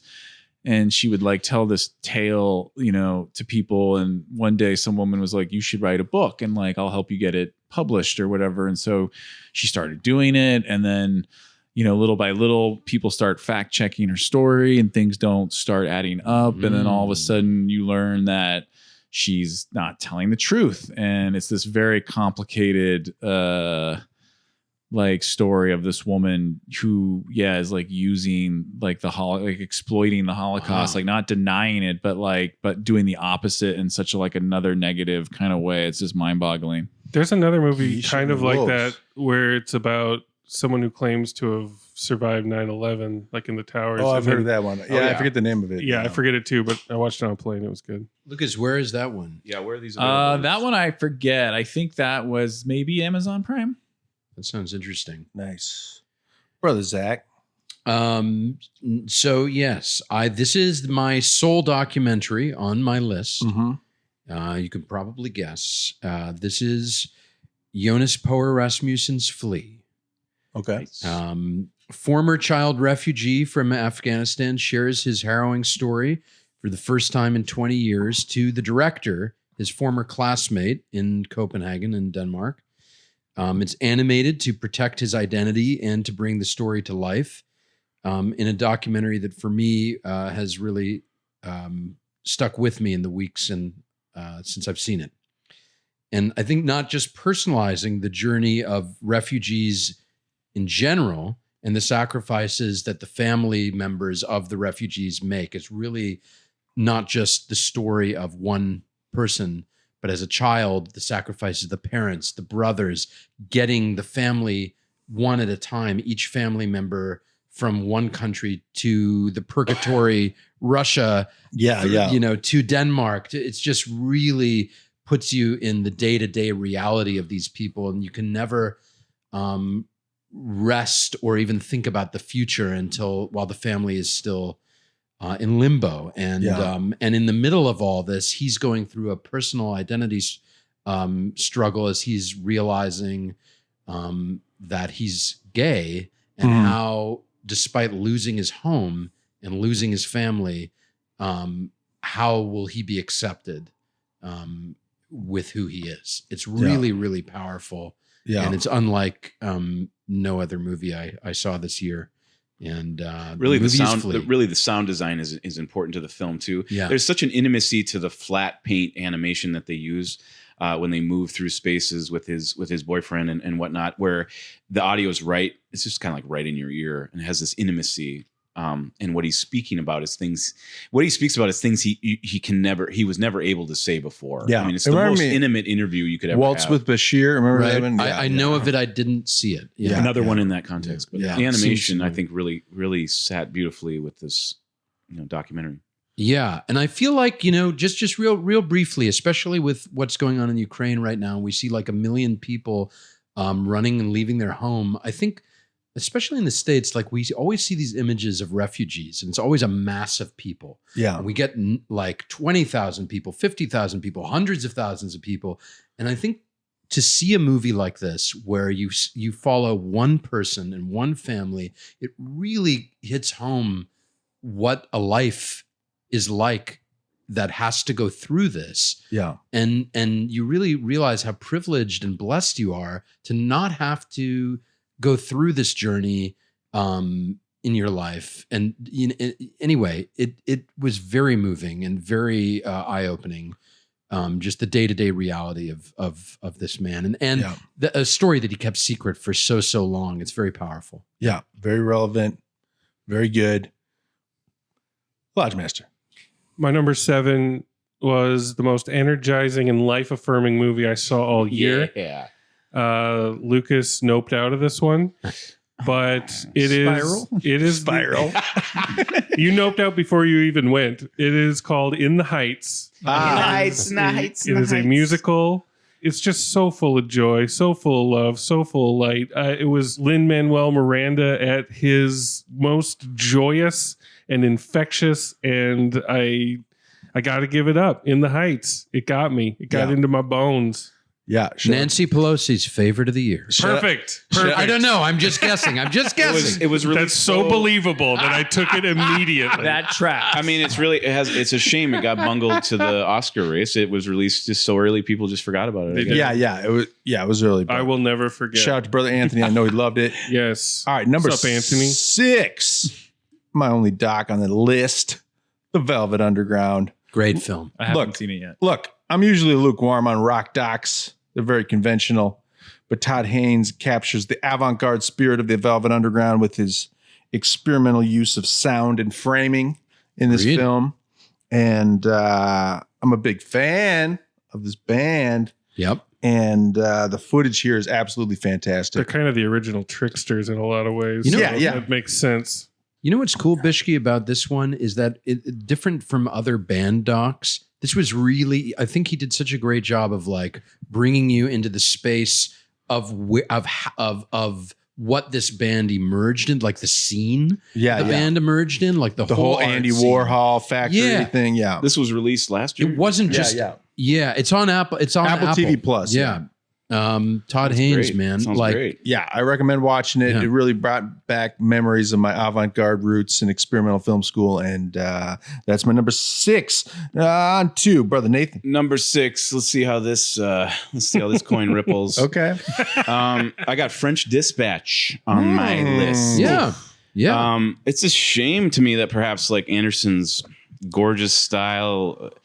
I have a problem with a filmmaker who is so obsessed with style and design that maybe it squashes out the emotion of the piece, or even from Rushmore to Budapest. There's a difference. Rushmore felt like it could still happen in real life, right. And there's the design that kind of adds to the fantasy and the idea of it. But this one is very particular. I mean, a pastiche on the New Yorker. I mean, there's a lot there. There's a lot of emotions there. I really responded to the chapter about artists. There's a also called The Concrete Masterpiece. Mm-hmm. That's my favorite one too. I think it's a lot of people's favorite, but it was some of my favorite cinema of the year. I thought it was pitch perfect. It's Benicio del Toro is a convicted murderer in prison, and he has a muse, and it's Lee Sedol. I mean, she's gorgeous in this film, and she's simply she's the prison guard that turns into his muse. That just jumped off the screen for me, and then everything else was a delight as it went. So. And even in the third act, there's a genuine pathos that is unlike anything Anderson's kind of done before. So I see a filmmaker getting deeper. Great all the Jeffrey emotional Wright performance. Yeah, all the emotional, Bill Murray even. I mean, there's emotional scenes that hit every mark that he was trying to do. This film, I feel this year got kind of buried, or maybe people didn't get the hype it needed, and it was right in the heat of COVID too. So people weren't going to see. Yeah. But I think it's one of Wes's best. And I was surprised that this is the one that lingered, and it found its way creeping up in the middle of the list. Man. I liked it too. I gotta see it. I think people that want to see it, they actually like it. Wes might be repeating himself. I don't know. Really? Repeating? I thought this was quite a bit different for him. don't know. I'm not going to say anything more, Brother Lucas. He's avoiding conflict. Yeah, it didn't make my top 10. My number 6 is an Oscar-nominated documentary feature, Ascension. Here we go. Ascension nominated. Docs for Brother Nominated. Lucas. Noted. Which is a really well-made, like, cinema verite doc, just capturing a time and place, which is, modern day China, and specifically how there's so many because of late capitalism, how many like jobs are booming, and there's like creating this like new middle class essentially, and just how everyone is just hustling. Everyone's just making money, and it's just and like there's no real agenda. It's just like put a camera on and let it roll, and then just cut it all together. You think this one has a chance of winning the? I don't think so, but it's the nominations like its reward, I guess. But I look forward to the filmmaker making other docs, because it was pretty devastating.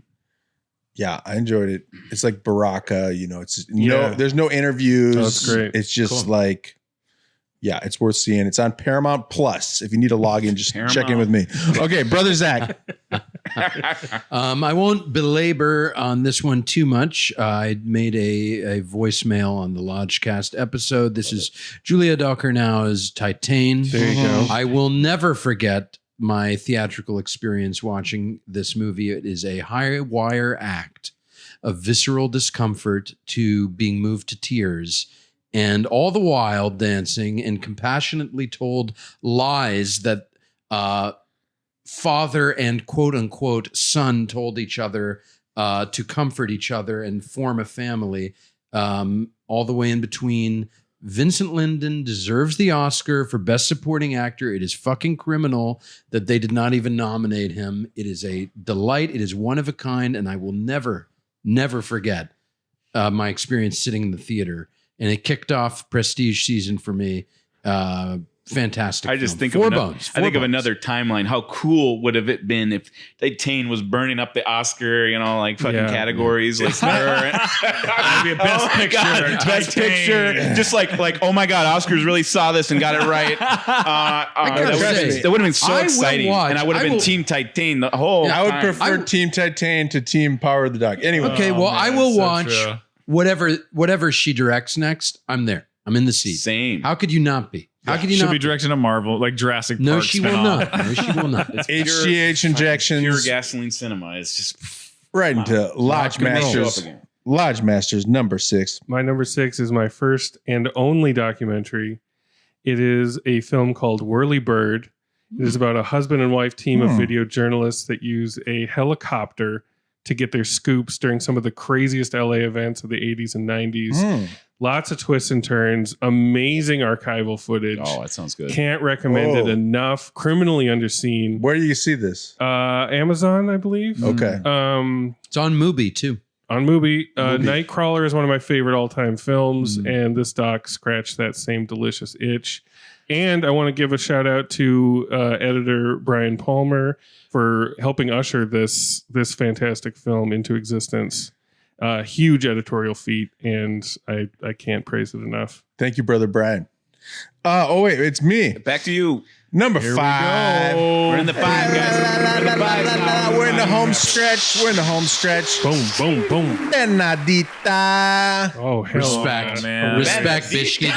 This was a close cut for me. Yeah, List is Dude, can we get a T-shirt of Bischke's top 10? No, I'm right with Brother Bischke here. Age baby. 83, Paul Verhoeven's got some juice left. Oh, Very Absolutely. entertaining. Very Absolutely. blasphemous. Wow. Very blasphemous film about the 17th century lesbian nun Benedita Carlini. Oh my god. Great supporting role from Charlotte Rampling. Seek it out. Watch it. good Paul luck. Verhoeven still got some juice left. Love it. Benedita. Wouldn't it be cool if Charlotte was burning up the Oscar? She was great. Supporting she was actor great. for Benedita. So great. And a great birthday dinner with Brother Lucas, Oh man, that was by a the way. great dinner. Yeah. Yeah. Great Lodge. Four Amazing bones. night. All downhill after dinner. All for downhill Lucas. after I dinner. took a but- nap in that movie, I remember, but Yeah. yeah, I didn't love it. Yeah, I'll revisit it sometime. But, Brother Nathan, what's your number 5? Number 5, I'm not going to belabor this for you guys. Licorice Pizza is on my list. Oof. All right, PTA's Shaggy. Shaggy but brilliant. A little romp kind of pulled at my heartstrings. I saw it at the right time. I mean, we all had a 2.5. Well, we had a 3. We had a 3 bone. A lot of us had 3 bone. 3 bone first viewing, but it was probably 2.5. Second viewing, it's a strong 3 bone. You saw it again? Yeah, Okay. I've seen it twice. Okay. The whole thing, the Deep Valley, that period captured such stellar production design, costuming. I think the movie is at its best when it's with the 2 leads. You know, like following them is really what this was about. It feels very personal for PTA, and it's kind of hard. I mean, it's a mess. You know, it's like it's a hangout film. We've all kind of weighed in on that, but to me, it had this dreamlike quality that was sustained throughout the entire runtime. There was something like it was coming off the celluloid itself. There's something very special about PTA that he puts in the batter that we don't see.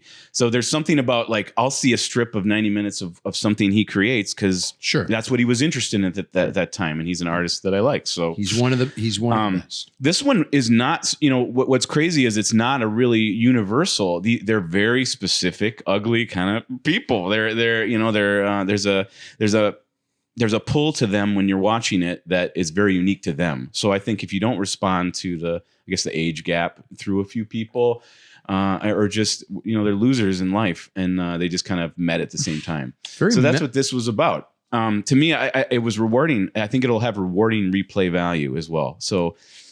It climbs those lists. It's almost in the Punch Drunk Love world of the PTAs, which I responded to as well. I take them kind of all in. So yeah, I'm gonna watch it again. Licorice Pizza, Nathan. I'm glad you enjoyed it so much. Love Punch Drunk Love, but think about how succinct he was and focused he was on Punch Drunk Love. Yeah, think about that. I'll great Shabbat dinner. Think about those amazing transitions. Regardless, we're going to see anything he does next. Absolutely, just because it's 100%. I want to dabble in that. Yeah. All right, let's move on. Number 5, Brother Lucas. What doc is up next, Lucas? Numero 5. You know me, Lodge Master. Still in the doc. No, come on. Docs. What docs do you want? I know. So this doc was actually technically made in 2020. God damn it. However, Bischke, you're allowing this? No, listen, it's Brother not my Ben's fault. not, but I'm here. It's not my fault because it did not get because of It COVID. is your fault. They didn't release 100% it your until fault. like early 2021. So I saw this like in January or February of 2021. It's called Some Kind of Heaven. That was we covered that. That was on our list last year. It's so last year. I might have to veto it. All right, then take it off. It's so last year. Yeah. Bumping up Great to movie. Brother Zach. It's a great movie. It's a great movie. It's a great movie, but it's It is last. great. It's last year. 100%. I can't see. We follow all the rules and we get no accolades. Look, I have Amazing. compassion, but Well, let him speak his look, piece. okay, say what you want. Say what you want. All I'm Say saying, what you want. let me just speak my piece. All I know is COVID has like made time a flat circle. So I guess, I forgot. If we Just covered for it you, already. though. I forgot that. Yeah, my short-term memory is shot. The trauma, I can't form new memories. But some kind of Can't wonderful, some survive. kind of heaven, some kind of heaven. Yeah, no, it's a good doc. Let's just move on. Yeah, Okay. it's good. Brother Zach. Brother Really Zach. good. Zach. 5. Bless Number you, 5. Lucas. All right. Number 5 is the third in Joachim Trier's Oslo series, The Worst Person in the World. I love this filmmaker. I have seen almost every film that he's made. And I think this is a crowd pleaser of a film. I think most everyone who sees this loves it. I would say in any other film, a subplot about cancer or pregnancy in the third act would feel cliche, but he makes it work. He makes it feel earned.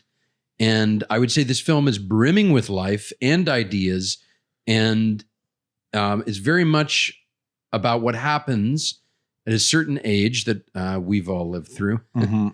When you keep putting off decisions in your life that if you keep putting off, they'll eventually be made for you. And I feel like he captures that limbo land of the 20s into the 30s. And I think he also captures the millennial and the Zoomer generation pretty well. Yeah, as he did in Oslo, August 31st. So if you like this one, I'd recommend that too. Yeah, I got to go back and see. Worst Person in the World, a delight. That's my number 5. Yeah. Nice. Lodge Master. I tried to connect with Worst Person in the World. Everybody told me that I'd love it, and I just couldn't. I couldn't quite get there. How far did you get? Did you watch? I watched the whole thing. Okay. I don't bail on movies. Okay. So They come up again. but I will say, to the disappointment of Bischke and to the jubilation of Zach, that my number 5 choice is Drive My Car. It is Yes, sir. impossible to describe this film. And Zach has been just blowing up my phone and all of our phones for as long as I could remember, saying, gentlemen, go to the theater. You must sit in the theater. You must face this head on. And whereas I did 3 hours. I did not take that advice. It is 3 hours long. I saw it at home, but I did lock in because I give the same advice with Gaspar Noé movies where I'm like, you need to be held hostage. And when you do that, and when you do lock in and you don't look at your phone, you don't, stop to make dinner or whatever, you watch this whole thing. I don't even know if enjoyment is the word. I feel like I lived it. Yeah. And I wake up and I have memories from their lives. So it's like when something kind of magical like that happens, it can't really be denied. And it was really fun having Bischke kind of whispering in my ear, like, it ain't all that, Chief. Yeah, you're doing that. And Zach, like, yeah, it's everything. And then the bag of chips, Devil. Chief. Angel and Devil on his shoulder. And I was like, I need to watch this. I need to see this. And it got me. It got me. Speaking of Angel and Devil, Brother Lucas, did you see this film? I tried watching it. There's no way. There's no way. There's no way he could do I made this. it an hour in, and and I was like, He made it to the opening credits. The hour's good. The hour's good. And I was like, why is this getting all the hype? Like, I don't really get what the You hype have is. to- Just All this wait till ripcord. Director Bong Joon-ho, he did a great one-sentence encapsulation. He said, the experience of watching this film is like that of a bell ringing and then resonating. Yeah. And that is Totally. that's what it's Get like. that? You get- I would rather watch Parasite 8 to 9 times than this. Same. Okay. Different strokes. I Different suspect strokes for different Bischke's folks. viewing conditions were a little less than No, optimal, I but- watched it at the Lemley NoHo 8 Oh, wow. with Okay. full attention. Okay. All right. All right. Moving on. Moving on to number 4. Don't look up. Don't look up. Bischke, man, you're the Armand White of the This list Lodgecast. is buck wild. I man. do. We need a shirt. It's like we a, need a shirt. it's a banana split that never ends. It's just Bischke's top 10 on a Guacamole. shirt. On a Folks, t-shirt. Great folks, t-shirt. Great Folks, t-shirt. you saw it on Netflix. Got it on a You shirt. either loved it or hated it. Yeah. I loved it.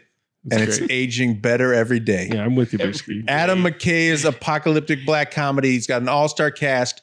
Mark Rylance should be winning the best supporting actor, in my opinion. I love them. Love yeah, them. yeah. And I thought Zach's opinions on it in our hot take were very on point. Our Royal Bless Rumble, you, quote bless you, unquote. brother. And our Royal Rumble, and it was my favorite Timothée Chalamet performance of the year. Whoa. Okay. Don't Look Up.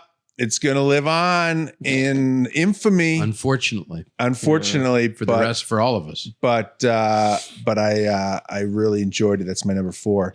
Love it. On to Brother Respect, Nate's number respect. 4. All right, number 4. Parallel Mothers. Yeah, brother. These movies feel so alive. I mean, I'm so pleased to have a Almodovar and a Cruz collaboration on my list. I mean, these are the filmmakers that we wait for. No stranger to complex plot. He finds another magnificent one here with this dual story of these two mothers that are interlinked. It had soap opera moments. It had Always. It had his intense, beautiful color.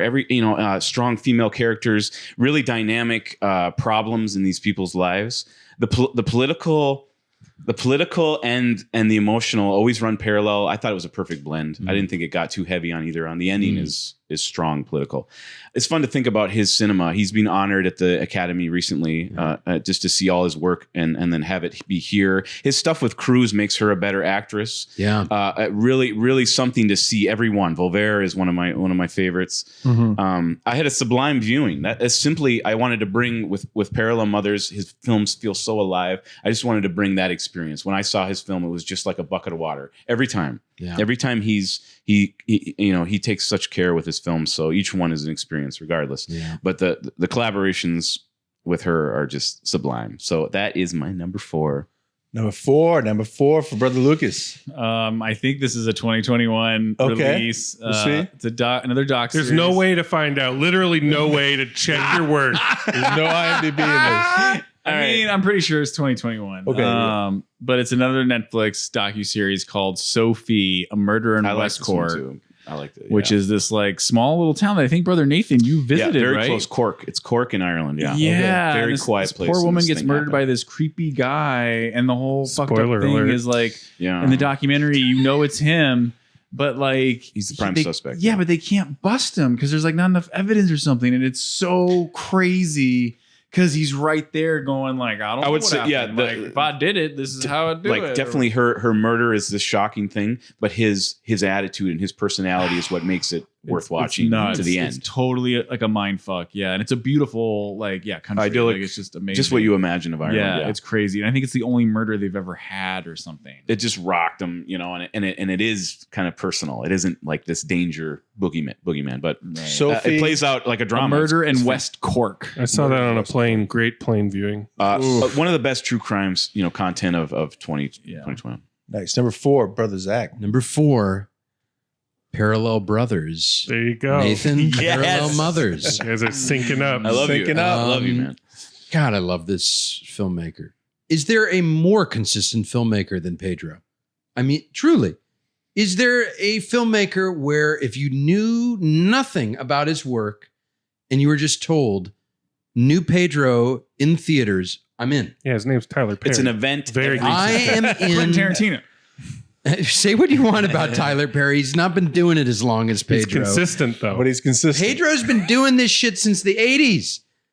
I just watched Law of Desire for the first time recently. Yeah. Blew my fucking socks off. This guy is the man. Yeah. He is such a good director. I mean, he is so unique. He is so delightful. His movies are just delicious to watch.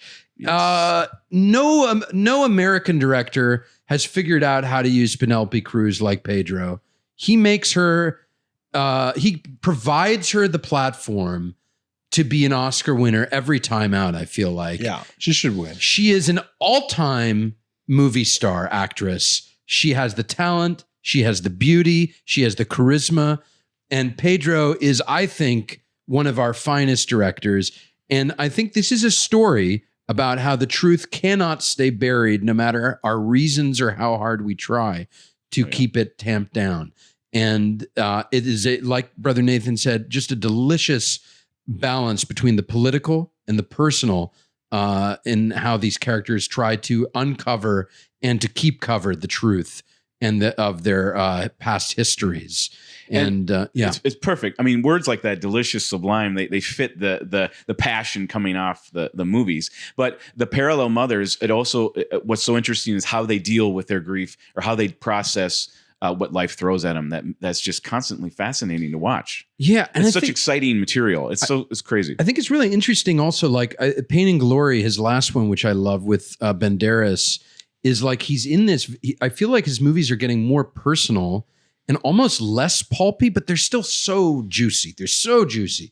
This isn't like by design, yeah. Yeah, like it's not as much as even the movies he did 15 years ago, like Bad Education or Broken Embraces.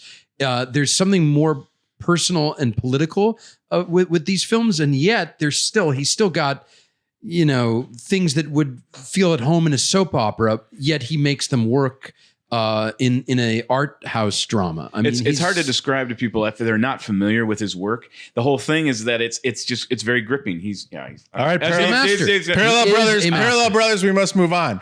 This is I was saying, yeah, okay, we're moving on. I wouldn't start with Parallel Mothers, but okay. Moving right along to Lodge Masters number 4. This is a film called Red Rocket. Yes. And everything about this movie and its world is directly up my alley. They're from the opening in sync sound of Bye Bye Bye. Mm-hmm. I was in 100%. I can't wait to see this now. I was You gotta all see the it. way in, and it's just a special film, and it's shot on 16 millimeter, which gives it I love that. just that right level of grainy grime for this strange story. It's been sticking with me, so it's up there. I want to see it again. Me too. But I'm enjoying this afterglow of my first viewing. I'm very glad, Lodge Master, you saw that. I'm very glad. Yeah, highly recommended. Okay, back to me. Number 3. Top 3, y'all. Top 3, Top 3. Give it to the worst person in the world. Nice. Lovely. High on your list. Lovely modern Norwegian romance directed by Joachim Trier. That's how you pronounce it. Joachim, I think. No, I'm Pretty sure. I don't know. I went on this site. Okay, solid performances all around, especially Renata Renezva. Pretty sure I'm getting that right. She's a star. She should have been nominated. She's great. Yeah. Yeah, Absolutely. Totally. and Anderson Danielson Lai. So should he. He's in all of Joachim's films. Yeah, I need to go back. His Oslo films. I need to go back and see more of his Reprise in Oslo, August 31st. Yeah, I need to see all those films. Much like the Norwegian documentary The Painter and the Thief from last year, Worst Person in the World makes me want to move back to my ancestral home of Norway. I really just love, like, what a magical place to live and love. They utilize it beautifully in the movie, yeah. So, yeah, that's my number 3. I'm not going to say any more, but good job, Joachim. All right, moving on. School. That's what they said on YouTube. Okay, go. Number 3, Titan. This film is not for everyone. Spoiler alert. Big red caution letters. But this film stayed with me the longest of all the films on my list. I kept thinking about this movie. The first act is a brutalization. The swing of the arc of the character, your protagonist. I mean, that's really what's on show here is how dicey can you get? I mean, like I turned away from the main character. We all do. The first act is heinous. She's a serial killer, and then it swings into the other realm, the other spectrum of emotions. I mean, the whole swing here. I really enjoyed this one. I mean, it's a welcome affront to the male fantasies and like a complex rumination of identity and the human body. There's tons of body horror in here for people that it bucked everybody. It seems like. Yeah, I know how all of you feel about this film. It didn't but buck everybody. Coming out of this, I was, you're brutalized. Your heart is pulled. I had tears streaming down my face. I mean, it was pure cinema. I mean, Titan is provocative, yes, but I feel like it had a purpose. So I think the director has made a delirious new cinematic world. I thought it was fantastic. I didn't feel anything else like this with another film. So Titan is a strong number 3 for me. Boom. Brava. very good, Brother Lucas. This is why we go to see movies. Yeah. My final documentary is number 3. Whoa. Digging deep in the doc. Yeah, I know. It's crazy. I guess that's what COVID has done to me. I'm like more in tune with real stories or nonfiction for whatever reason. It moves me more emotionally at the very least because this next one made me cry. And it's the National Geographic docu-series, The Rescue, about the Thai soccer team of kids that are stuck in this cave. And these like 3 British scuba divers have to rescue them. And while that sounds easy, bear in mind that the boys are trapped like 2 miles in this cave it's tunnel. unbelievable, yeah. So to get them out is just like a harrowing like time, like race against time. And the way I would like pitch it to someone is it's like the Abyss meets Apollo 13, but it's found footage, and it's just totally the adrenaline, the adrenaline of watching it. Like it just gets to you after a while. And I know Ron Howard is actually making the Hollywood version of it. Sounds like a slam dunk. Yeah, it will be. But like, it just really knocked me out. And I didn't think I was going to be, I mean, I knew a lot about the story and I knew how it ended, like with everyone surviving. So there's no surprise there. Spoiler alert. Yeah. But I really liked your elevator pitch of it. Yeah, it really fucking moved me in a way I never thought I would ever feel anything. I think it should be noted it's the Free Solo filmmakers. They find incredible drama in this situation. I was familiar with it, but I kind of like let it go because when you start watching it, it's it's probably the one film where we all cried this year. I mean, I know you shed a tear. Yeah, but I like your elevator pitch of it. It's exactly like Apollo 13 meets Yeah, it is worth watching for sure, brother. intense. Zach. It's time to go to New Zealand. It's time to go to Montana by way of New Zealand. Interesting. We got Jane. We got Sister Jane. Power of the Dog. Number We don't need to go deep. We've already discussed. Yeah. This is a very dark room for this film. Bad dog. Bad We're in a dog. bad I'm space, sending people. Brother Justin vibes out. No, if people like this movie, we're in trouble. We're in. You know, here's the thing. Dismal, miserable, boring. Anyway, okay. Brother Justin's criticisms only make me love this film stronger. What about Sam Elliott? Sam Elliott has a Bronco Henry in his past. I am convinced. I am convinced Gotta because claim. I am sorry. Gotta claim. There is no one West. For Sam Elliott to say that gay people didn't exist in the Wild West, go fuck yourself. Boom. No, Go fuck yourself. that's not my problem. I'll just say for me, incredibly tense, killer performances by Cody Smith-McPhee and Benedict Cumberbatch. He's gonna win it. And for me, I just think like it really got under my skin. I could hardly breathe in the last act of this movie. I understand that for some people this is slow. It's not clear enough. I'm not saying that on people in this room. There were two people that were kibitzing behind me in the theater, and I shushed them. Nice work. Pulled it. And I like to think that Sister Jane was proud of me. Yeah. But anyway, I would just say that for me, this really struck home the need to project a certain type of masculinity that is associated with the West. A toughness can be very damaging, and what people keep inside can be passed along in very damaging ways to others. And I think that this movie showed that in a very visceral way for me.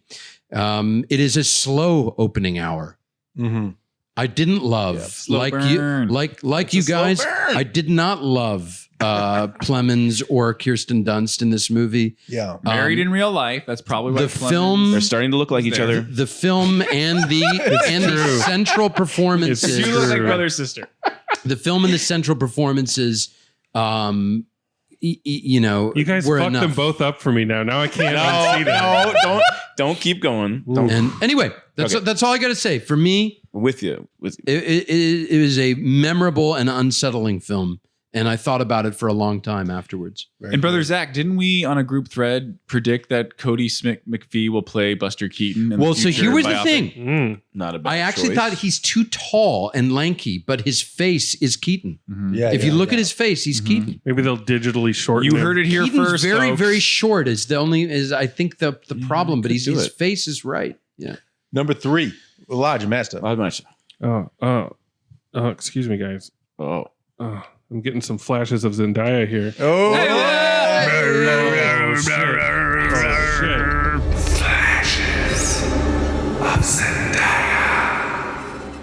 It's just fucking Dune. I mean, what else can you say? I mean, listen to the episode. I love it. I fucking love this movie. Love you, man. I've watched it a lot. It's great. Fuck, it's amazing. Fear is the mind killer. Love Dune.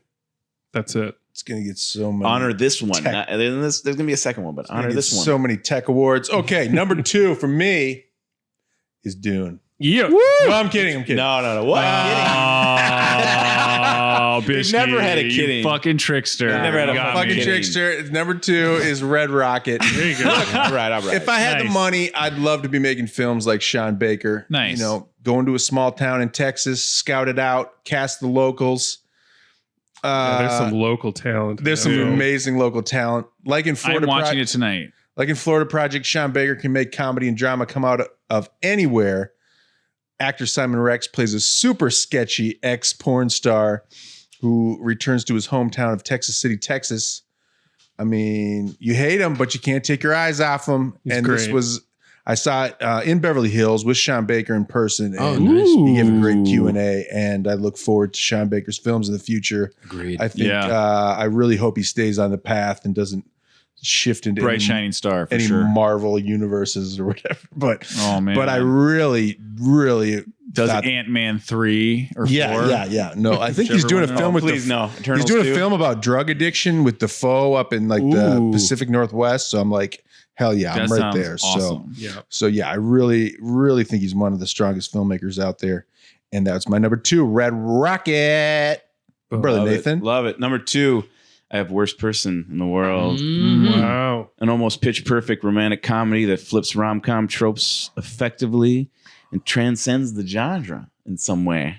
I mean, what can I add that we haven't talked about with it? I was thinking, there's countless favorite moments. I'm thinking of the shroom drug trip, which rivals, man, like Fear and Salad Loathing. Dragon. It's great. Yeah. It's fantastic. Things that I didn't think they interjected, I was like, oh, I'm going to hate this, like Amelie style narration, but it worked. It had this heightened reality all throughout, and it held that. And it has a time freezing scene, for the ages. So it was one of my favorites of the year, and I think it did touch on our generation in a beautiful way. Anders in the third act, especially. Dude, the cancer was so real. I couldn't help but cry. He has this terminal cancer at the end it feels like just natural in the movie. It doesn't feel like a trick, like you said before. Yeah. But that shot of him air drumming too is so magical. Mm-hmm. Yeah. His speech about stuff is something we should all listen to. I felt like that was speaking directly to our generation. Actually, it was. Yeah. Fantastic. Sure. So that's my number 2. Yeah. Moving on, Lucas. Number 2, I'm going to stand up for. Wow! Look at You're stand to deliver. My first narrative movie of the night that is not a documentary. So it deserves a little more pomp and circumstance, a little more acknowledgement. Is it a short? No, it's a feature. And I was thinking, I'm not sure if you guys have seen this movie. It's kind of a weird. It hasn't showed up on the list. It's looking like a stand-up comedian. Up here. It's like an outside the box thing. And maybe Lodge Master watched it with Lodge Mistress, but this kind of caught me off guard. This was a movie starring Carey Mulligan and Rafe Fiennes called The Dig. I know you. I heard about this. As in the archaeological dig. And it's a period drama with a slow burn with romantic undertones set in 1939 England, where Carey Mulligan plays a widow right before the start of World War II who inherits this large estate. And she hires Rafe Fiennes as an archaeologist. He's like a self-taught amateur archaeologist, like a legitimate Indiana Jones, but dapper, to like excavate her property. And while doing so, he discovers a find, like these rivets from an old ship that was buried there, which might mean there could be royalty or like a past king buried on her property, which kind of creates this whole kind of drama. And there's other things that happen along the way. And it was just very well made, perfectly paced. It just kind of tapped into me, and I was just like riveted. I was just kind of like, I like believe these were real people. I think it was based on a book. They might have been real people, come think of it, I'm not sure. But it was just so deftly told, and just really, I could like recommend it. Yeah, absolutely, to like my mom or Strangers on the Street. Or no, Three Bones. It's Three Bones, but like it's definitely like it's like a mom movie for sure. Okay. Excellent. The Dig. The Dig. Number 2, Brother Zach. I have Number a feeling 2. I know. Number 2 here. What are you feeling? Wait, I can't remember what you've done or not. Okay, go on. We're about 4 beers in now. We'll review the tapes. Number 2 is also from a longtime favorite filmmaker of mine, from Iran, Oscar Farhadi, A Hero. Mm-hmm. Farhadi is kind of fascinating to me because he's like the other side of the coin from Almodovar. Almodovar does these films that are like continually surprising turns every 15 minutes of the movie, but they're in high pulp. Farhadi is austere naturalism. There's no score. Everything is very real, but it again is A Hero is just another like a salesman or a separation of his movies where you have these characters who are trying to do the right thing and keep making choices that they think are morally correct, and they get themselves into deeper and deeper trouble. And this movie is also, I think, really interesting in its use of social media and how we pick and choose heroes and villains based on snapshots, and we think we understand the totality of a person based on a snapshot of them, and then how we use that image of that person as a hero or as a villain for our own purposes. And I think this movie is very tense, like a number of his other films, and he is a master filmmaker. And I think it's, despite winning 2 Oscars, is criminally underseen. And I would highly recommend any of his movies. You could start with A Hero. It is available on Amazon. Yeah. Yeah. Yep. Very nice. Mm-hmm. Lodge Master. Number 2. My number 2 is a film that Brother Zach will never forget. And I will never forgive Brother Zach for not being on that episode in The Edge with me. It was Chrome Pearls Before Swine. And that chrome has only gotten shinier. It is Titan. Oh, Titan again. Burning up the list. I don't understand how at least Bischke didn't connect with this film. believe it. I don't know. I'm on Team happened? Bischke with that I don't one. know. Same. Brother- I'm on the same. I'm on the same team. That. Brother LT and I had a long conversation on the way home. We're just like, well, Yeah, just wasn't feeling it. Just weren't feeling it. Provocateur. Speak on it, though. Speak on it. It is, I mean, there's just nothing like it. And it sticks with you. And in our saturated cinematic and television culture right now, if any images break through and stick with you, that's fucking insane. And to have almost a full feature where every moment sticks with you, 100%. like, Yes. you have to laud it.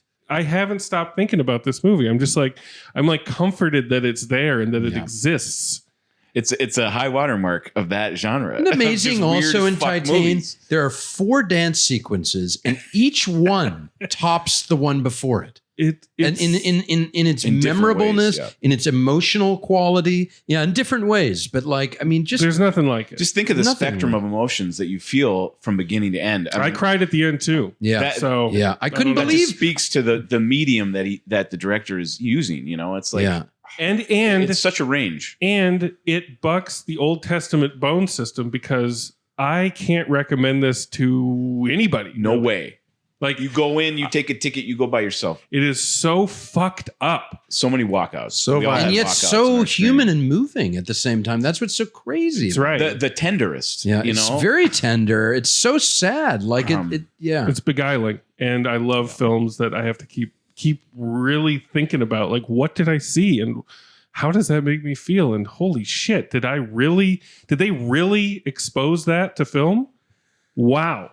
Yeah. exposed. Yeah. That's the power of Titan. I think the BFF had the final word on that one. comparing the Nicholas Winding reference. Okay. Yeah, no. Coming Not- back to me. Not at all. To Lobo. We're in the very last lap, folks. Woo! You have come all the way How are we doing on time? Where through are the we? Oscar picks. A little overtime, but not too bad. Okay. We might get under 2 hours. Folks, you haven't heard of this film tonight yet, but you're going to hear about it now. My number 1 film is The Hand of God.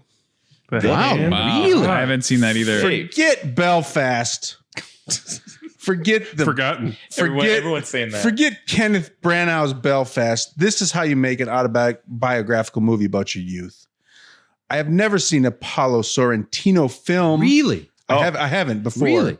I'm going to go back and watch them all. Sorrentino borrows from the best Italian masters: Fellini, Bertolucci, Antonioni. Mm-hmm. Great performances all around, very richly detailed, gorgeous cinematography, and Naples, Italy looks like the most beautiful place on earth. Bravo, Paolo. You get 3 bones. I will say this. Is this on Netflix? It is, right? It's on Netflix. The Hand You of God. never win above 3 bones. No, it's all 3 bones this year.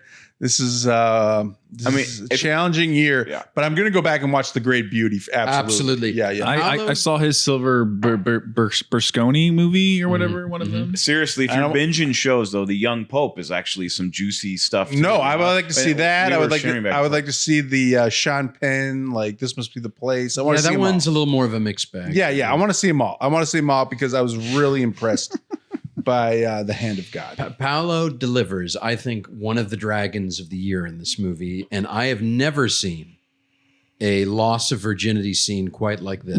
Yeah. You've seen a ton. And And I've seen a lot, gentlemen. Yeah. Dear listeners, I've seen it all. The old lady with the old lady who lives upstairs. Yes. You got to see it. Yeah. Yes, and I it's can't wait. also emotional. Right? Yeah. No, I loved it through and through. I loved all the actors. Italy. Very much. I love Italian cinema, so this was like just a collage of my favorite filmmakers. Ciao, bella. Mwah! And do yourself a favor and turn the dubbing off and the subtitles on. Oh, yeah. Yes. Because Netflix is just criminal how they go to auto dubbing. I agree. Yeah. No, I didn't do dubbing. No. Of course not. But I'm just, That's the default letting it on be the known. American letting app. it be known. All right. So we've come Brother to the Nate, I know what this is. We've come to the number one. Yeah. Like Yes. I opened my heart, and on this cast and said what I wanted about it. But of course, my number one is Dune. Dune. No other film compares in scope and ambition for me. Endlessly inspiring in my life as an artist or designer. Endlessly inspiring well of art that has come out of this design of Dune. It is an inspiration. Everybody at their top level. It's exciting for me to have Dune on my list because it's a mainstream filmmaker. So, he's a mainstream guy, but somehow these scopic pictures still feel character driven, and it's a tricky source material. It's so dense story-wise. It's so dense with characters. And he somehow made it look easy. And I got emotional watching this film. I got emotion when certain reveals happened about characters that were beloved to me as a novel in college. So to have you guys talk about spice and all that melange, I've talked about all that. To hear that come back again, or Fear is the Mind Killer, really important, intelligent, inquisitive stuff that needs to be part of our culture. So to have Dune back, and then the brilliant director Denis and casting the two most beloved, beautiful people, it was a smart choice. Everybody saw this film, and everybody's going to see part two. And once part two comes out, I'm very excited. Once part two comes out and the full vision of Dune will be complete, because I know he's going to nail the ending. I know he's going to do it, because no one has yet, guys. This is a remake, but it's also ground no one's been able to cover. So for me, it's the most exciting piece of how big it was, but how beautiful it was. And Denis is this filmmaker that I'm in love with. From everything he's been doing. But the vision, once the complete vision comes out, all I'm going to say is we're going to be chasing after this movie, and we're just going to be like, wow, this is where it should be going. So Dune number one with a bullet is an inspiration for this life and then later. Yeah, So, more rambling. Yeah. But I will say I look forward to part two. No matter what I felt about part Same. one, I look forward Same. to part two. The complete vision will come out, and then it'll just be this one expression. And I think that's how we're going to take it. Then we'll know. Just be patient. For sure. Good Bischke work. chose his Takes time. Chalamet performance of the year. Don't look up. I agree with that. But I liked Dune. Fucking love fingerling potato. But Zendaya. Okay. Anyway, Brother Lucas. Moving to Lucas. All right. So my up again. one. Oh, here he goes on his feet. I'm on my feet again. because Stand this and is- deliver. This Full is peacock. another narrative film, and I do know that it was mentioned earlier. I think Brother Zach's top 10 was made in 2020, but I swear on my life we didn't talk about it because it didn't come out until early this year. I saw it alone at the Burbank AMC 16, fully vaxxed and boosted. Yes. And it was Zola. Janica Janitska. Bravo. Thank you. And I really wish I was with you all together seeing it, because I wanted someone to turn to and like be laughing with and bonding with. And I was completely alone. And the theater was like maybe 60, 70% capacity. And it wasn't a Tuesday discount out. It was maybe like a Wednesday or Thursday. But it was great because there were people in the audience that were like people's parents or like their mom or something, and I was thinking, oh my God, I wonder what they're thinking during the salad dragon or this scene or that scene. Yes. But it was just so inventive and funny, and like just like every performance was so dialed in and like over the top great, that I was just absolutely floored and gobsmacked, and highly, highly recommend anyone who's listening to check it out. For Like sure. maybe the most criminally underseen, I think, of this year. I don't know where it's rating, but like for our group, like I watched it. I laughed a lot. There's some great, Incredibly entertaining. hilarious. Yeah, I unfortunately haven't seen on it. the big screen, it hit hard. Wow. Yeah. It was next on my list. It's on Showtime. It was It's next on my list. Stranger Than Fiction. Wow. Brother Zach. Much love. I think I know what you're gonna do now. 100%. We're ready. We bow. Let's before go to you. Japan, Zach. Zach's on his feet. Zach's on his feet. For everyone that's on the Now fence. we got to go to Japan, gentlemen. Yeah, we do. We must go to Japan. Drive there. Lodge Japan. We got to get in the sob. We gotta get in the sob. I didn't think a film could rock me or move me like Titan. And then I went to the New Art, and Mr. Hamaguchi was in the house. He's in the house. He was in the house. Oh, nice. He was in town. this was why we go to the cinema. Mm. I mean, I'm sorry. 40 minutes into the movie, the credits roll? Yeah. Fuck me. That was crazy. This, Yeah, through everyone. this Through guy's everyone. operating at a different level. Bravo. I mean, this film got under my skin. It is about the way that we connect and communicate with each other beyond words. The main character is putting on a production of Uncle Vanya in multiple languages, Mm-hmm. including sign language. even sign language. And the ways in which this movie creeps up on you are you never expected. You think you understand it.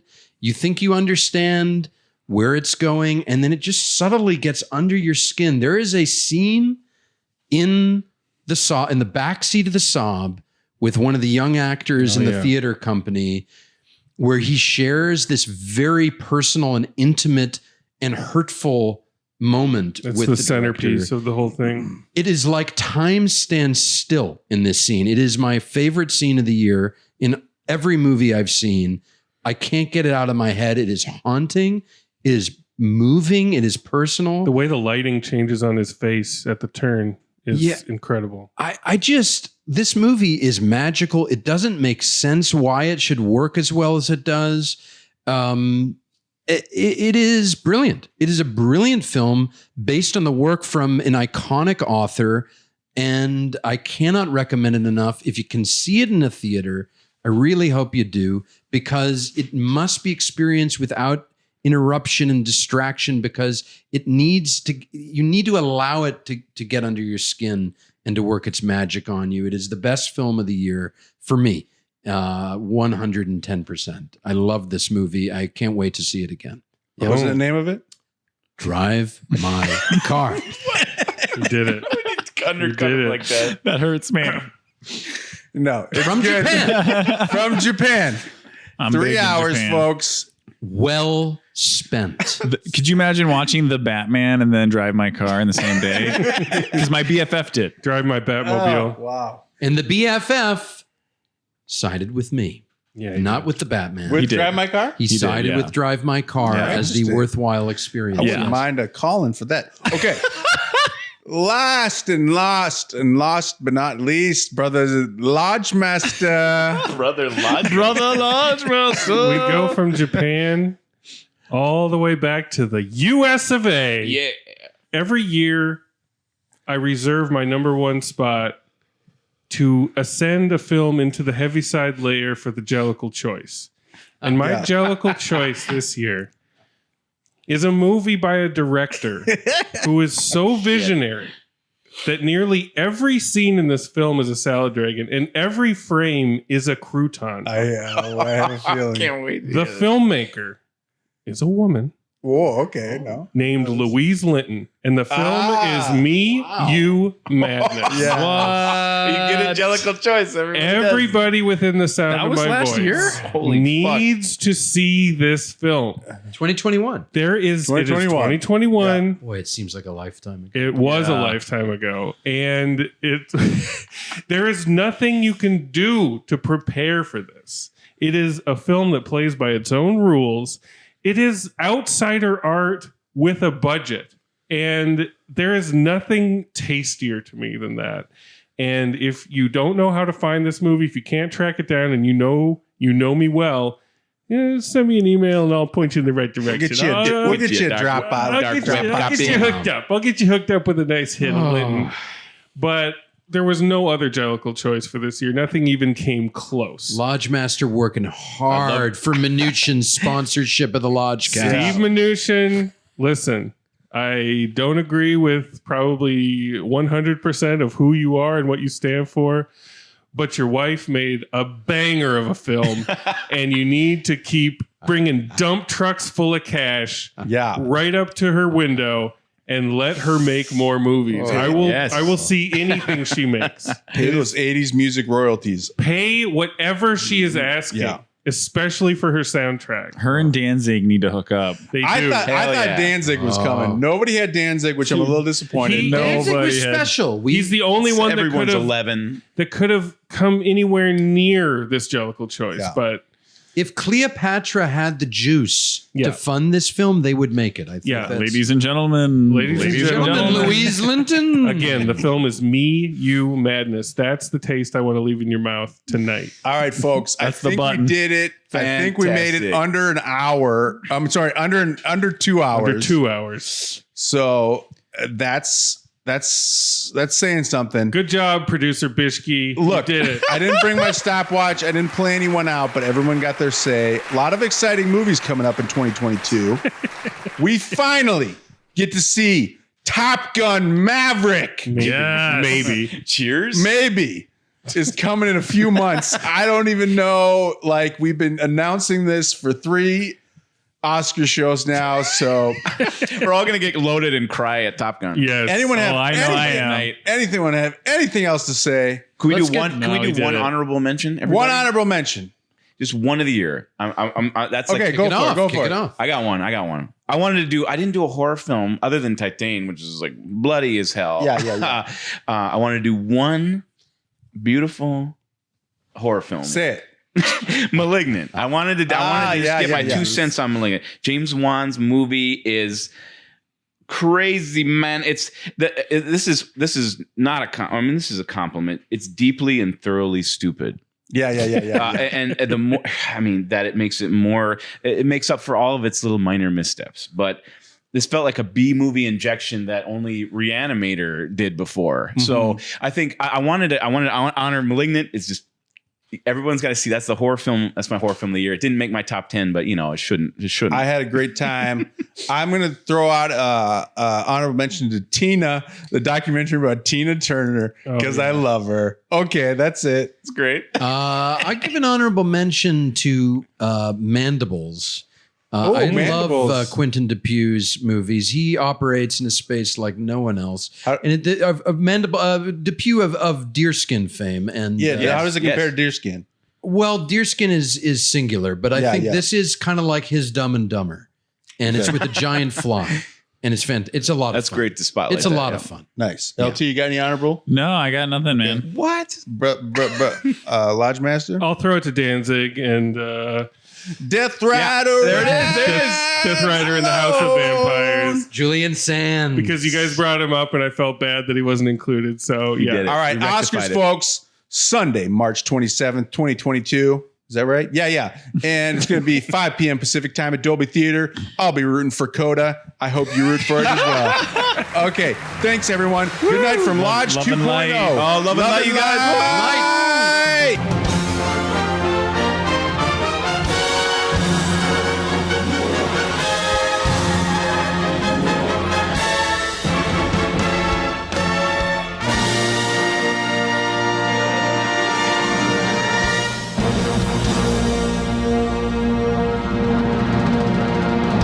Dune. Dude. Dude. Jen. Dooney.